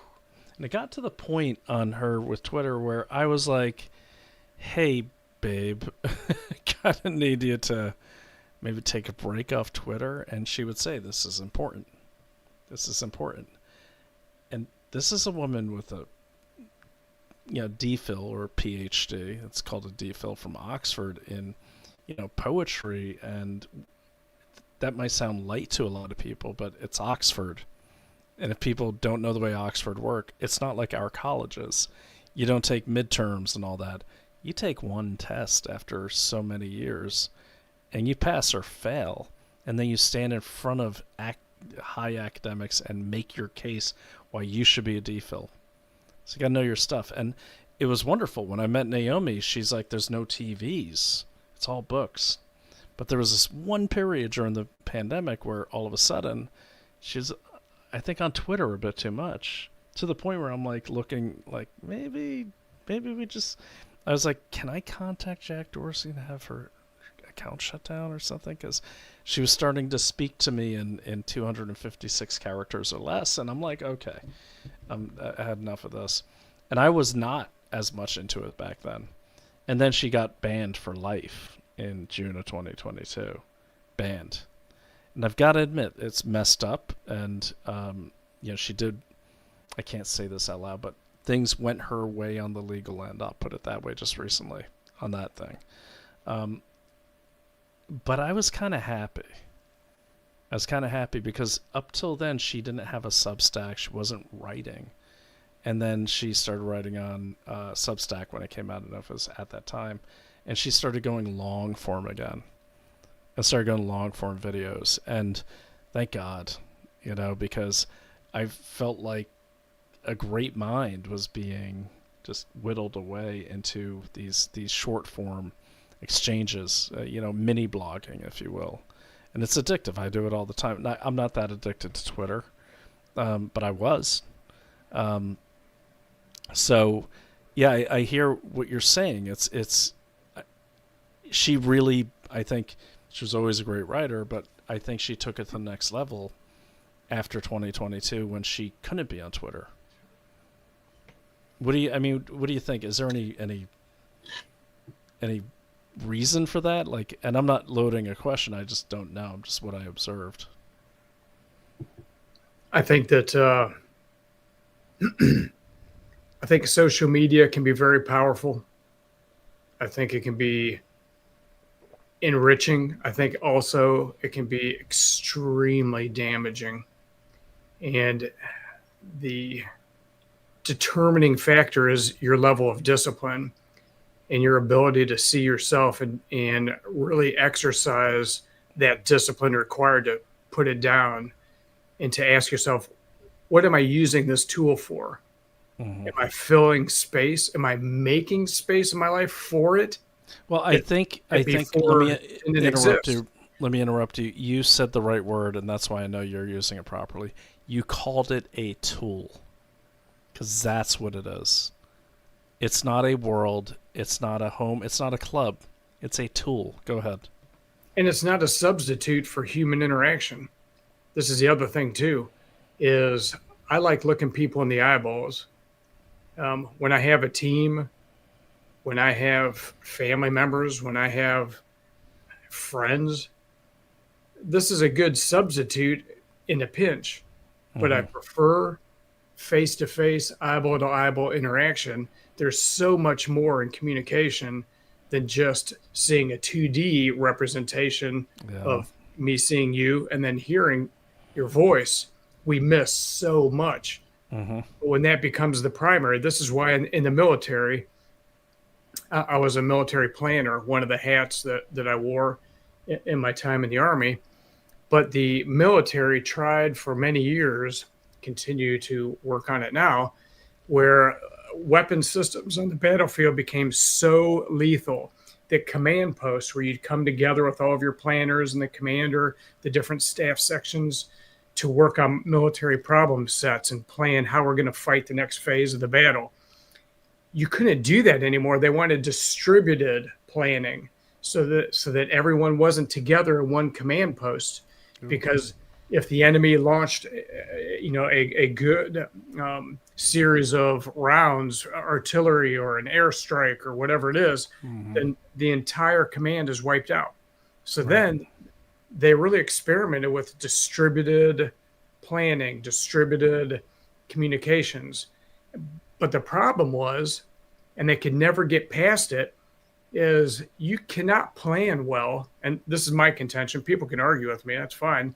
My contention is that the degree of planning, the quality, the level of planning that you derive when you're distributed and remote and over these systems like Zoom and whatever, it's not as good as when you're together and you're a captive audience and you see everyone eyeball to eyeball and you anguish over a table with maybe butcher paper or screens and whiteboards. There is magic in that. And that's creative that you cannot get to when you're remote. You're totally right. And you're totally right. And I go back to what you said earlier. Like, I do feel it's intentional to shift people away from that cluster, that community. Look, we saw this in Mao's China. They created the commune system, whereas you could no longer eat at home with your nuclear family. You had to go to the commune to get food. Well, a lot of people would smuggle food and hoard food and eat at home so the father could be the head of the household. So how'd they alleviate that?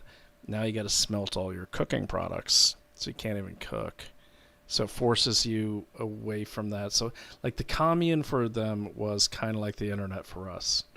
Like it took you away from that kind of like core structure. And I totally agree with you. You're right. I totally think you're right on that. And, I will say this. Like, I will connect with my kids. One kid's an adult, one kid is a teenager, but I'm not always with them. And we do our best to connect, but there's just something about sitting down, like, with my daughter or my son and, talking and slapping him on the back, or she gives me a hug, because it's like there's a connection there, and there's communications that flow between people that are not verbal, okay, and energy even, which is at the, I would say the subatomic level has been proven, an exchange of energy. And, I'm sure you yourself have felt this. Like, if you've ever gone camping alone, it's good. I think it's necessary. But there's a certain energy recharge you get when you get back into a group of people. It's like, I don't know what that is. And I will say this, to your point about the tool and feeling, getting that kind of clarity of thought when you're off of social media. I had a great experience last week. I told you about it. I went to Chabad in Crown Heights in, the Jewish, big Jewish Chabad neighborhood. And I'm not Jewish, okay? I don't hate me for this, my Jewish brothers and sisters, but I put up the menorah just to start conspiracy theories. That was very mean of me. But because normally it's in the kitchen. But I went to Chabad, and one thing on Friday night, and Bill, you could probably explain Chabad better than I can, because you're more versed in theology, and I'm not Jewish. And how would you explain Chabad to the audience that don't know what it is? It's not a synagogue, and Chabad is a construct. It's a word that comes from three different words: chokhmah, which means wisdom, chokhmah, binah, and da'at. And so knowledge is the other word. And essentially, and I'm not an expert on this, and you actually visited one Chabad, but it's place where that's the biggest one. Yeah. Where folks can come together and they have community there. They share meals. They talk through the Torah and maybe some religious texts. Correct me if I'm wrong, but I think they also that's right. They talk through Talmudic kind of works. And so this is a Chabad, but it shouldn't be confused with a synagogue, because it's not a synagogue. Yeah, it's more like a it's I don't want to say network. It's more like a community Center. Yeah, sorts, not right? even like a hard center, more like a community network. I don't know, it's hard to explain, but so we went to Chabad and we went on Shabbat. What I love about Shabbat is at sunset on Friday through sunset on Saturday, you can have no devices. You can't work. You have to leave the door open and the light on so people aren't working, because if you flip a switch, you're working. They prepare the meals ahead of time so you're not cooking. And this is it's Shabbat. It's like, you don't work. This is the time of being together and talking about scripture, and not just scripture, but like what's going on in your life. Shabbat for college age kids is pizza. Okay, Shabbat is pizza and board games. They can't watch movies. And these aren't like, for people who've never really experienced a modern Jewish community, this isn't like something you see in the movies, like where they show like the kind of isolated religious group who is behind the times. No, these are like cool kids and everything, and playing board games. Like the kind of kids, if you look at like the certain 20-somethings and you're like, that dude or that girl probably does really well at the club. Like these are cool kids, but they're playing board games and they're talking and they're sharing scripture, and it's a huge community. And I'm walking with the rabbi who I just met. What I like about Chabad is my wife calls and they're like, yes, come on down. We got a house for you. You can eat here. And we go. They don't know us. And she said, she always says her name is Naomi O'Shea sometimes, because she doesn't want, in case they recognize her, she doesn't want to get A, attacked, or B, get false friends that just, want to meet a famous writer. But we go down and we're heading to some rabbi's house I've never met. And on our way there, we pick up some flowers, which is tradition to bring to your host. And this woman comes up to us. Don't know her at all. We're in the middle of Crown Heights. She goes, "Hi." She goes, "Do you have a place to go for Chabad?" And we don't know her at all. She's walking by and she sees us, and I think we probably looked a little lost because we don't know Crown Heights that well. And she's like, Naomi's like, "Oh, yeah, no, we're going to Rabbi so-and-so's house." And the woman says, "Oh, okay. Well, in case you didn't have a place to go, I was going to invite you to my house." They don't even know us. And then we're sitting there, and then so me and this rabbi are talking. We're talking. And honestly, Bill, it's so sad, except for you and my other friends that we talk every day. I'm there with a total stranger, and we're walking, and we unfortunately missed the deadline to get into the prayers where the men go. So we walked around the neighborhood talking for like 2 hours. We don't have devices. And I gotta say, it was the most enjoyable 2 hours I've had in a long time, because I'm listening. I'm listening to him. I'm not distracted. He's showing me the neighborhood, and I'm asking him questions. I'm like, why is that? Why did they live there? What was this neighborhood? And as an budding older person, I can say it's nice when a younger person is interested in what I have to say, and it makes for a nice conversation. And I really enjoyed that walk, and it's probably the best conversation I've had in years. And I got to say, the only difference was not the person. Doesn't matter that he's Jewish. Doesn't matter that we're at Chabad. We were talking. There was no distractions. He's showing me his home. I'm listening. I'll leave it at that. So, you know what I mean? Like, have you experienced that as well? Like, do you know what I'm talking about? Am I making any sense at all? You 100% are. And I think this talks to just shutting things down and getting away from the devices. Yeah, totally. I'm doing that this weekend. Going down to a cabin. There's no connectivity. Nice. So the phones aren't a distraction. And you can touch grass and touch bark and just get out in nature. And we're going with a group, so it's family. So it's not just me going out there lone wolf style, but it's with a family and over a campfire and just in austere conditions. No, that's great, man. And look, we're going to wrap it up soon, but I'll certainly say this. For the Investigate Everything crowd, if you really want to figure things out, Bill said it earlier, shut it down.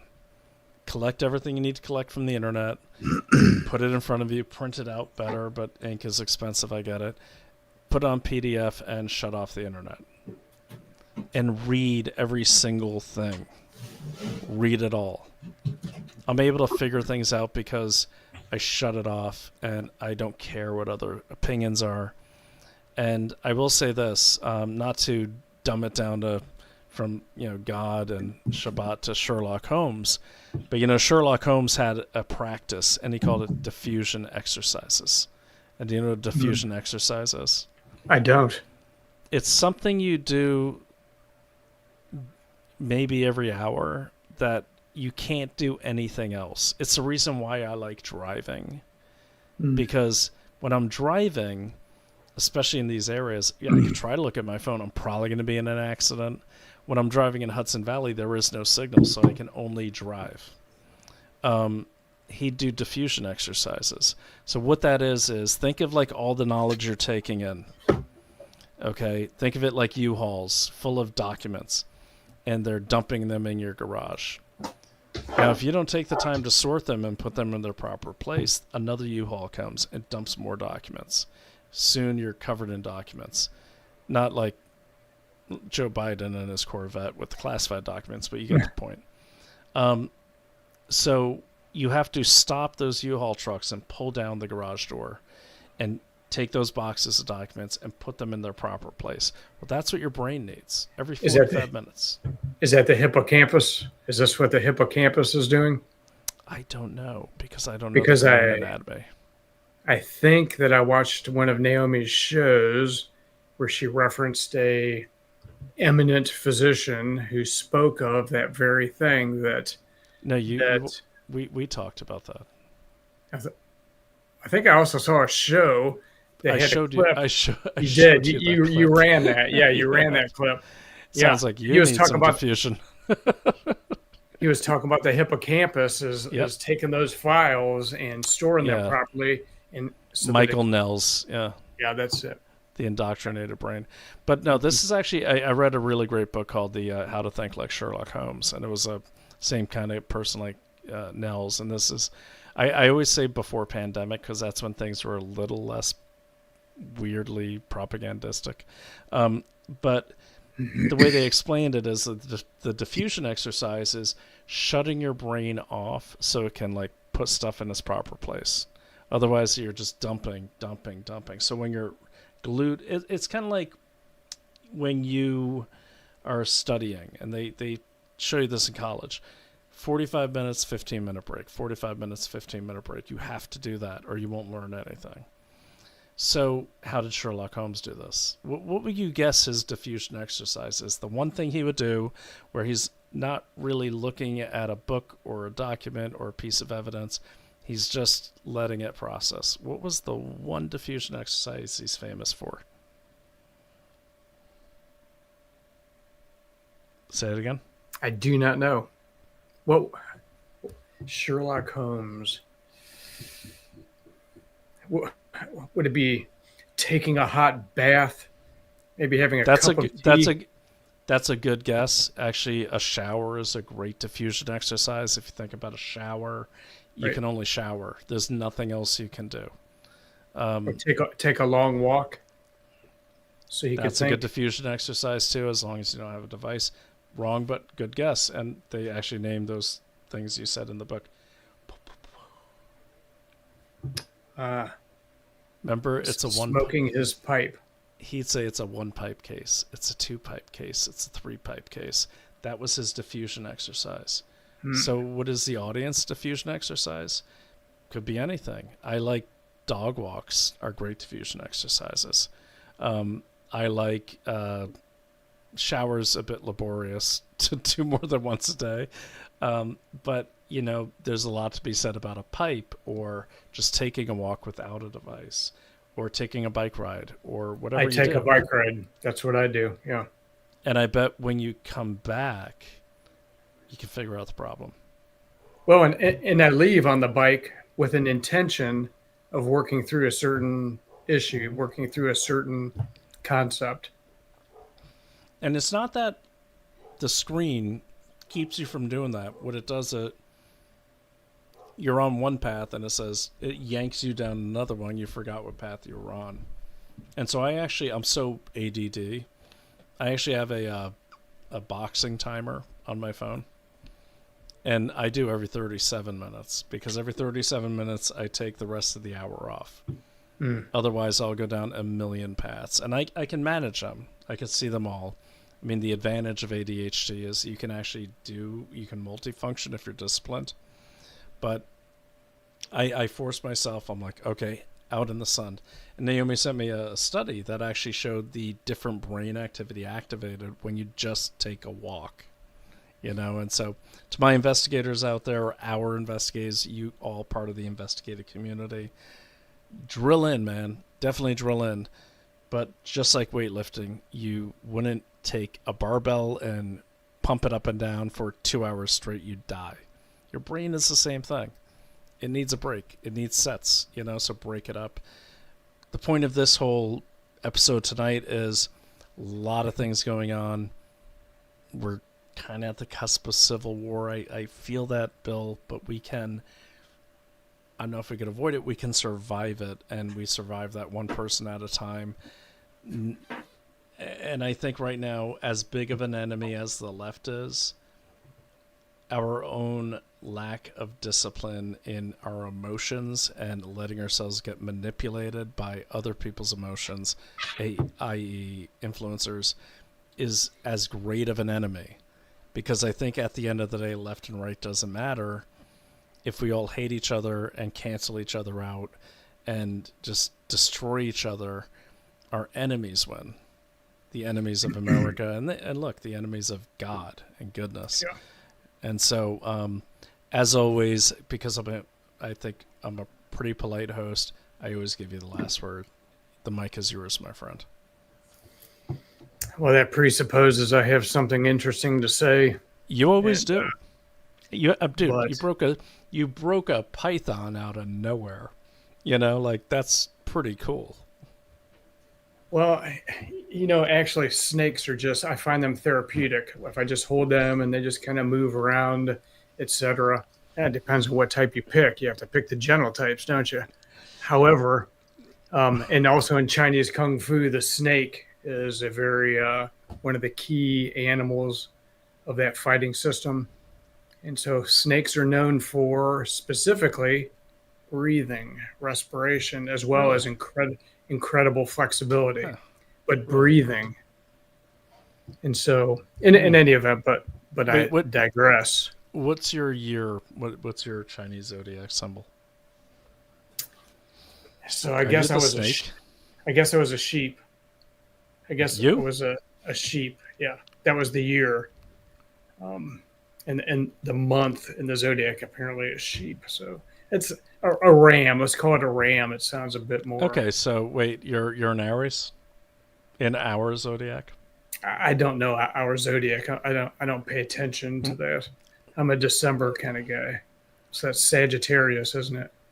I think so. I don't know. I don't want to ask your birthday out loud. Maybe the chat will weigh in.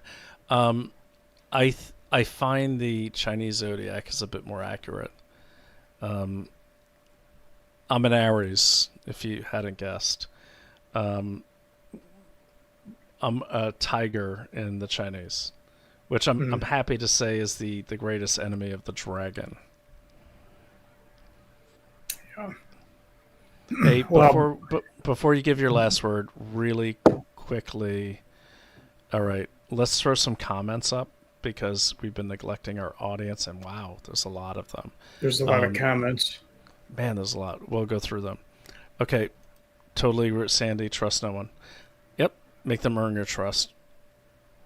Okay, and then me fair laugh. Nice. Totally agree. And yes, I know, this is what I was laughing about when it came on. They were nice enough to not say your own funeral, but I get it. Someone said Sooners. I don't know what that means. But welcome to the show. Thank you for posting this stream. You know who that is, right? Cousin Ernest. And you nailed it. Totally looks like a Maoist uniform. That's what I was getting at. We're talking about the Hokel uniform earlier. Okay, this is funny. Rum and soda. Oh, I love these usernames. I love our audience, man. They're so cool. Her head is okay. She's got a lot of hair. Don't bust me up with your reservoir cop. Okay, I don't know what that means. Okay, Ernie, we're going to move on to other people's comments. You're hogging the stage. Okay, Mike's verse. Okay, what's he say here? These people seem like the saviors of the universe with that mission statement, all hail. That was the Nature Conservancy. You read their mission statement. Right. Yeah, good point, Mike. Thanks for bringing that up, and welcome. I think you're new. Thanks for being here. You're right. Like, and we'll do this on another episode. I spent a lot of time on that side. Not that I ever voted on the side, but I'm kind of X-class kind of guy, and that's how they think. Good call. Good point, Ernie. I was going to bring you up again, but yeah. Mm-hmm. Big money grab. And also those windmills pollute a lot of the environments they're placed in, which reduces the price of the land. Long term, the same companies scoop up the land that put those things on your property. Cali has, yep, totally. And Cali, Portland, and Washington. I used to go down through the Yakima Reservation over the river to Portland, and it's just nothing but massive windmills, and it's terrible. Okay, so let me see here. I'm going to skip ahead. If I miss you, I'll get you next time. To me, that's so sick. Let's see if we get that one. Someone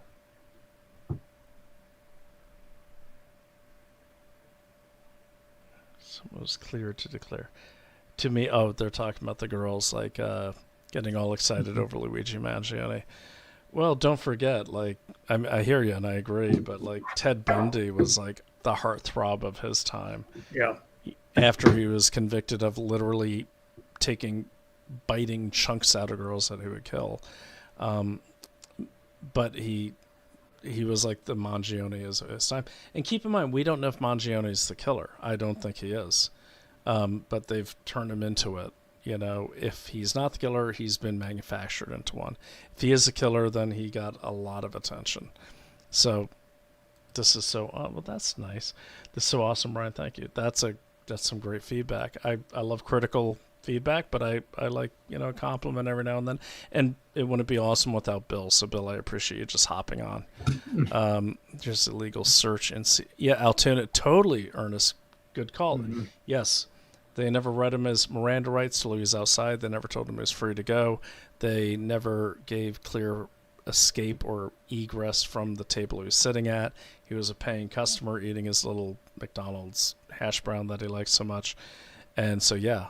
And then anti-corruption. Bill, definitely a girl you've got to meet. She's awesome. Autumn has been investigating Pfizer out in Michigan. She's been arrested 3 times. She's sending video footage. She's the real deal. She's what I want everyone to be. Autumn's awesome. FBI used a known pedophile in the fake Whitner Fednapping. I know 2 of the acquitted kidnappers. Autumn brings her receipts. Everyone should follow her. I'm actually, Autumn, I'm going to put your ex in the profile. I've known Autumn for like 4 years now. She actually used to write for Daily Cloud. But she's out there she's not just writing or researching. She drives out in her car in between work, gets arrested, gets harassed by Pfizer security. She's awesome. Wow. She's the ultimate. Let me see. Total asserted this guy's parents had a culinary institution connection.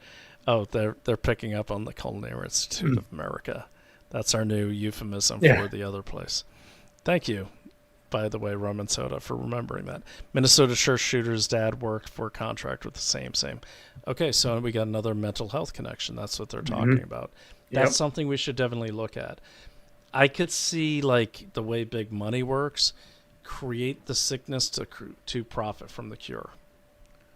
So if you notice now, a lot of the side effects of the mRNA, the same people, Pfizer, Moderna. By the way, Pfizer, the Pfizer Foundation actually created Moderna, which is interesting. But yeah, they create the problem and they create the cure. It's the typical thing. Here we go, Bill. We're almost, Bill, if you need to hop off, I understand. I'm just going to go through these. It's terrifying, this on the edge thing. Some people are crazy and just wired weirdly and will act crazy just because it's how they are. Yes, community policing. Why isn't that happening? Do you want to answer the first part of that for Roscoe? The first part. It's terrifying, this on the edge. Yeah. Yeah, I think he was responding to, the discussion we were having about the, what is that there? I'll tell you later. About the individuals just getting the SSRIs, that whole culture, that whole upbringing of a large segment of the population now, and the odds are that there's going to be some radical electrons there susceptible to suggestion or ideas. Where do they come from? Within themselves, externally, to do something grandiose that's going to grab the headlines and maybe for a minute make them famous. Well, and think about this what too. He's talking about. Totally. And I did mention this earlier. This kid here that we were talking about, think about it. Like, look, I'm not being mean or anything, but he's not, and again, I'm not speaking poorly about the dead, but this kid is not the high school quarterback. He's not the heartthrob. Okay, but neither was the last kid, Tyler Robinson. He looked kind of awkward. But all of a sudden, Jimmy Kimmel is going to bat for you. Yeah. That's going to obviously inspire people. I won't go down that road, but yeah, I just want to point that out. And also on this one here, I want to address this. So what's interesting is you hear a lot of people, conservatives, saying, let New York fall. Screw New York City. They voted them in and everything. No, we didn't. That's the thing. I can't find any Biden voters or Kamala voters anywhere in Brooklyn. Every now and then I'll find one, but they're rare. It's a working class, mainly black neighborhood, second generation from like Jamaica and the islands. Like these people are just like the movies. They're still playing chess on the street, which is really cool. I'm not bold enough to sit down yet and pay my $5 to play chess against that old guy that thinks he acts humble and then kicks your ass. But I will say this: community policing is happening. I have footage of it. So we just had the Labor Day weekend here in Brooklyn. Mm-hmm. I didn't know what that was all about. Apparently, that's normally wrought with violence. It's coupled with several other holidays. And we're coming back from a dinner that we went to in Manhattan, and there's cops everywhere coming into Brooklyn. So for those that don't know the layout, basically, Manhattan is my hand, and then down here is Brooklyn and all that. So they consider themselves a different city. But we're coming through, and there's so many cops. And I'd been through this area last Labor Day, and is pretty wild. I mean, things are going on fire. People are going crazy, partying too hard. But this year is different. Is pretty crazy, and the big party happens the night before Labor Day. But that's right. We were coming from a friend's wedding. What I saw that was different is the police are out there in force, but their heads were high and they looked like they're having a good time. And the gang banging party crowd, whatever, they're all interacting with the police like they know each other. That's community policing at its finest.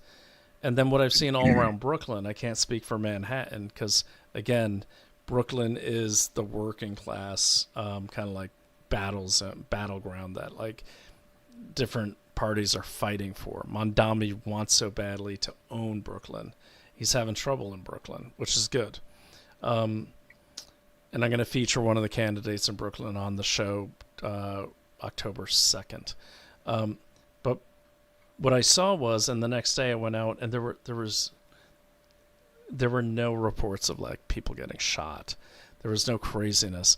And 2 by 2, I see police walking, talking to the shop owners around my block. And the city has been, it's got its issues. Had someone shot in front of my house in February. But besides that, and by the way, did I tell you I met the guy that got shot? No. Okay, I'll make it quick. Real quick story because I could tell you're fading.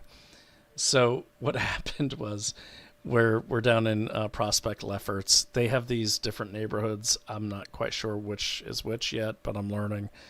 And I usually drop Naomi off. She takes the dog and whatever bag she carries goes inside. I wait. She comes back down, gets the rest of the bags because it's really hard to park on the street. We're not going to pay $900 a month for a parking spot in the building. So I have a garage I go to. I have a deal with them. I actually do their due diligence background checks for their employees, and I get half price on monthly parking. All right. Which is $30 a day instead of $60, which is still expensive. But it's 2 blocks away. So I drop her off, go up, take a left, take a right. It's usually about 10-minute gap, and then I make it back to the apartment. I come back, the whole street is taped off. There's cops everywhere. I've been gone for 7 minutes. So I walk through. And it's already taped off in that time. Yeah, and the time I dropped her off to the time I park, that's about maybe 5 minutes. And then walking back, it's probably about another 5 minutes tops. I walk back, it's taped. It's a crime scene. The whole street, which is about, 100 yards. And so I walk through because they won't impede you from getting to your house. They can't legally. So I walk through, and it's like, of course, all the people in the neighborhood kind of like, what happened? What happened? So I ask Gay, I'm like, just got a fresh haircut. And I go, hey, man, what happened? And I look down. He's like, I don't know. And I go, oh, I live here. I'm not a cop. And he's like, oh, yeah, man. So this guy, he's walking, and some dude some delivery guy rolled up on a bike and shot him. And I'm like, what do he look like? And ironically, the description was like Luigi Mangione, except a year later. Go ahead. Question. I was going to say, was he on one of those electric bikes, but he's carrying the battery in his hand? Dude, I forgot to say, after the Luigi Mangione thing, I actually recorded like a typical scene at that time of day and all throughout Manhattan. Every delivery person wears a black hoodie and a black mask and is on an e-bike. It's literally the delivery community. Uniform, yeah. It's the uniform. And some of them are white. It's like, but anyways, back to this. So they tell me, and then right there on the street, there's like a bunch of blood. And then you see the trail of blood going right down to our front door. And I go up to the cop, and he's like, yeah, stand back. And I go, no, quick question. The victim didn't happen to be a woman with big hair and a dog, right? And he goes, no, man, no. No. And I go, okay, you sure? He goes, yeah, it's not your wife or your girlfriend, man. Step back. And I go, okay, cool, thanks. And so I go up, and what's funny, though, is in these apartments, you're so removed from what's going on outside. I go up, and there's Naomi, and she's chilling and writing, and I go, someone just got shot outside. And she goes, oh, really? She didn't hear it at all. You can't hear it. Wow. 6, 7 floors that you can't hear it.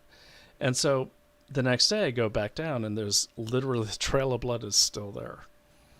And, they were it's still there. They hadn't washed it off yet. It was there for like 3 days. All right, so flash ahead like 4 months.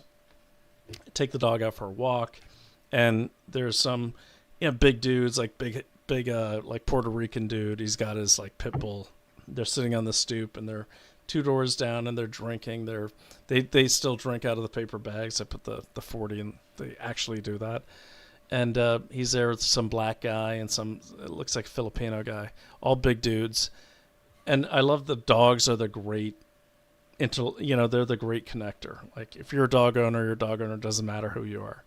And so I pull my little Loki back because he always aggresses the big dogs and they're scared of him. And of course Loki starts snarling at this pit bull. I'm like, dude, he's going to kick your ass. And so I said, hey man, sorry. He's kind of an asshole.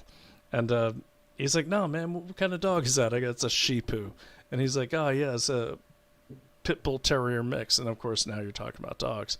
And so we get to talking, and then they're like, man, you want a beer? And I'm like, yeah, I'll have a beer, but let me buy you one the next day. And so I'm sitting on the stoop with them, and we're getting to know each other. It's good to know your neighbors. And he's telling me about an upcoming block party they're going to have, and if I could spread the word. And then I go, once I felt comfortable talking to them after like 20 minutes, I go, hey, so, I don't mind asking you guys, you're from the neighborhood here. Dude, do you see that guy that got shot? You saw that? Like that dude got shot. I think it's like right around this area. And whatever happened to that guy? And did they ever catch a shooter? And so he's like, oh man. And then the black guy's like, hangs his head. And I go, okay, and what's up? And he goes, the Puerto Rican guy goes, yeah, Mike, he's the one that got shot. And I go, oh, how awkward. Well, hey, good news. You're still here, right? You're still with us. And then I go, you guys see him. He's actually still with us. I'm not the only one that sees him, am I?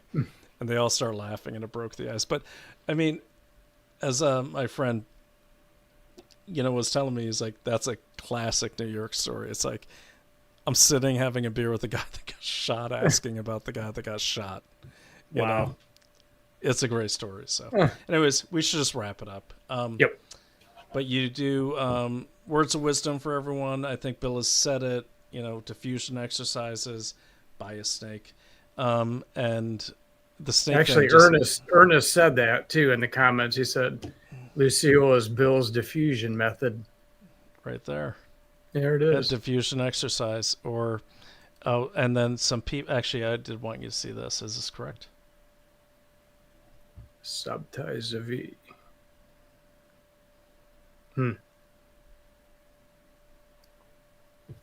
I'll have to, well, this will be on the recording, so I'll have to, have to look it up now, and then there's more. I'm guessing Roscoe's Jewish. I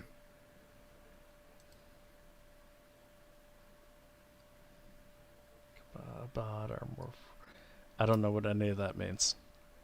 Kabbalah's Jewish mysticism. And so... Is that true? I didn't feel like I was around. I don't know. I know they're into the Talmud, and they discuss the Talmud and study it.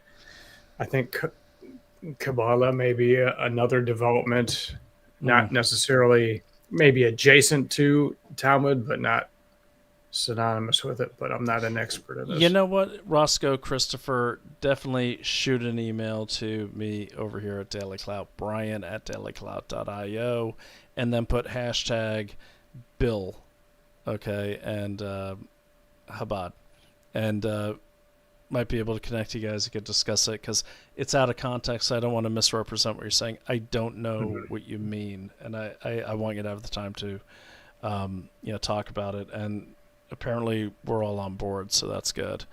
So yeah, reach out to us, Roscoe, Christopher, and as Cousin Ernie will tell you, I always respond. And certainly just say like Bill or subject Bill or something like that. But sounds like that could be an interesting conversation because I want to learn more about it. I know little about it, so I'm a Catholic. So, all right, Bill, I'm going to let you go, and thanks for showing us your snake, Lucille. It's actually Lucille ball, right? Lucille ball, yeah, the ball python. Oh, really quickly, hello, PT Moon. Yes, you're not exaggerating. It is that bad. Moon Dance, which she goes by PT Moon, at PT Moon on X. She's actually sent me some incredible leads. We had a great conversation about 2 months ago. I really appreciate what she contributes. So good to see you right at the tail end.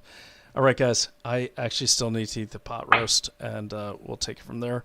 Bill, thanks so much for hopping on. You're always welcome, Thank as you. you know. It's my pleasure. And all right, Bill, I will talk to you tomorrow. I'm going to take you off the stage and say goodbye to the audience. It was great seeing everyone tonight. We'll see you next time. See you next time. All right, guys. Well, thanks for having this conversation with us. And, it's always great to invite Bill and give me your feedback. You want to see more of him, less of him. It's up to you. Yes, we'll have our one-on-one time, but I think he's a great interlocutor, not only for me, but for all of you. And he it does help me like process my crazy thoughts sometimes. So I appreciate him. And I appreciate all of you for spending all this time with us. It's nice to see our audience actually grew in 3 hours, bigger than it was 2 hours ago. That's amazing. And it's midnight. So, all right. Well, look, I've got to receive a 14-year-old after football practice at 2:30 in the afternoon tomorrow. So I'm going to go to bed, but don't forget, some of the subjects we talked about were, okay, the Nature Conservancy, Kathy Hochul, my friend, do not comply, __, and I'll put all this in the show notes. I need your help. I can't investigate all this stuff. The point of me saying investigate everything is not I investigate everything, but y'all investigate everything. We all share our notes. So please look into this. Tweet it if you want to tweet it and include me. By all means, include me. I'll see it. You just tag me at Brian O'Shea SPI, and then and before I forget, let me just go ahead and don't forget to follow my friend. Do not comply, and then let me put Bill's Twitter up there so you can find it. Okay, there he is. Okay, so make sure you follow Unbowed Paladin. That is Bill right there. Okay, and follow him, and tag us if you have questions. Reach out to me if you have questions. Great guy. Like, I learned so much from him. And I'm not even like being condescending. Like, I learned so much from him. It's awesome. So, and I hope you will too, and we'll all learn from you. So make sure you follow him, and don't forget to follow everyone else, not him. Just want to make sure we covered all our points here. Conservation easements, Kathy Hochul. Oh yeah, that's right. She's also the one who is standing next to Kathy Hochul. Mark her in your notes. I'll put it in the show diagram. And don't forget our awesome sponsors, of course. Just in case you forgot, is Native Path. Go to nativepath.com/daily clout and Up Wellness. And by the way, I take this stuff. I don't even need to sell this stuff. Okay, this is not how I make my money. I just like this stuff. And if you talk to Bill again, or even reach out to Naomi, she'll tell you I'm a pain in the ass because they tried to have me have a sponsor on, and I wouldn't do it. And I did due diligence till 2 a.m, and they're no longer even considered as a sponsor. So I only promote stuff I investigate, okay, and I use, and that works, and this stuff works. So I'll give the Unbowed Paladin some of that Up Wellness awesomeness, and also some of that Native Path incredibleness as well. So, all right, guys, I'll ramble all night, so I'm going to let you go, and I'm going to call it a night here. But I'm in a better place than when I started. I'm in a better place because we're interacting. I'm in a better place because my friend came on, and we're interacting, and we're not tweeting, and we're not posting. Do likewise. Go out, challenge yourself with the conversations you have tomorrow. And as always, investigate everything. This has been Brian O'Shea. Thanks for joining me.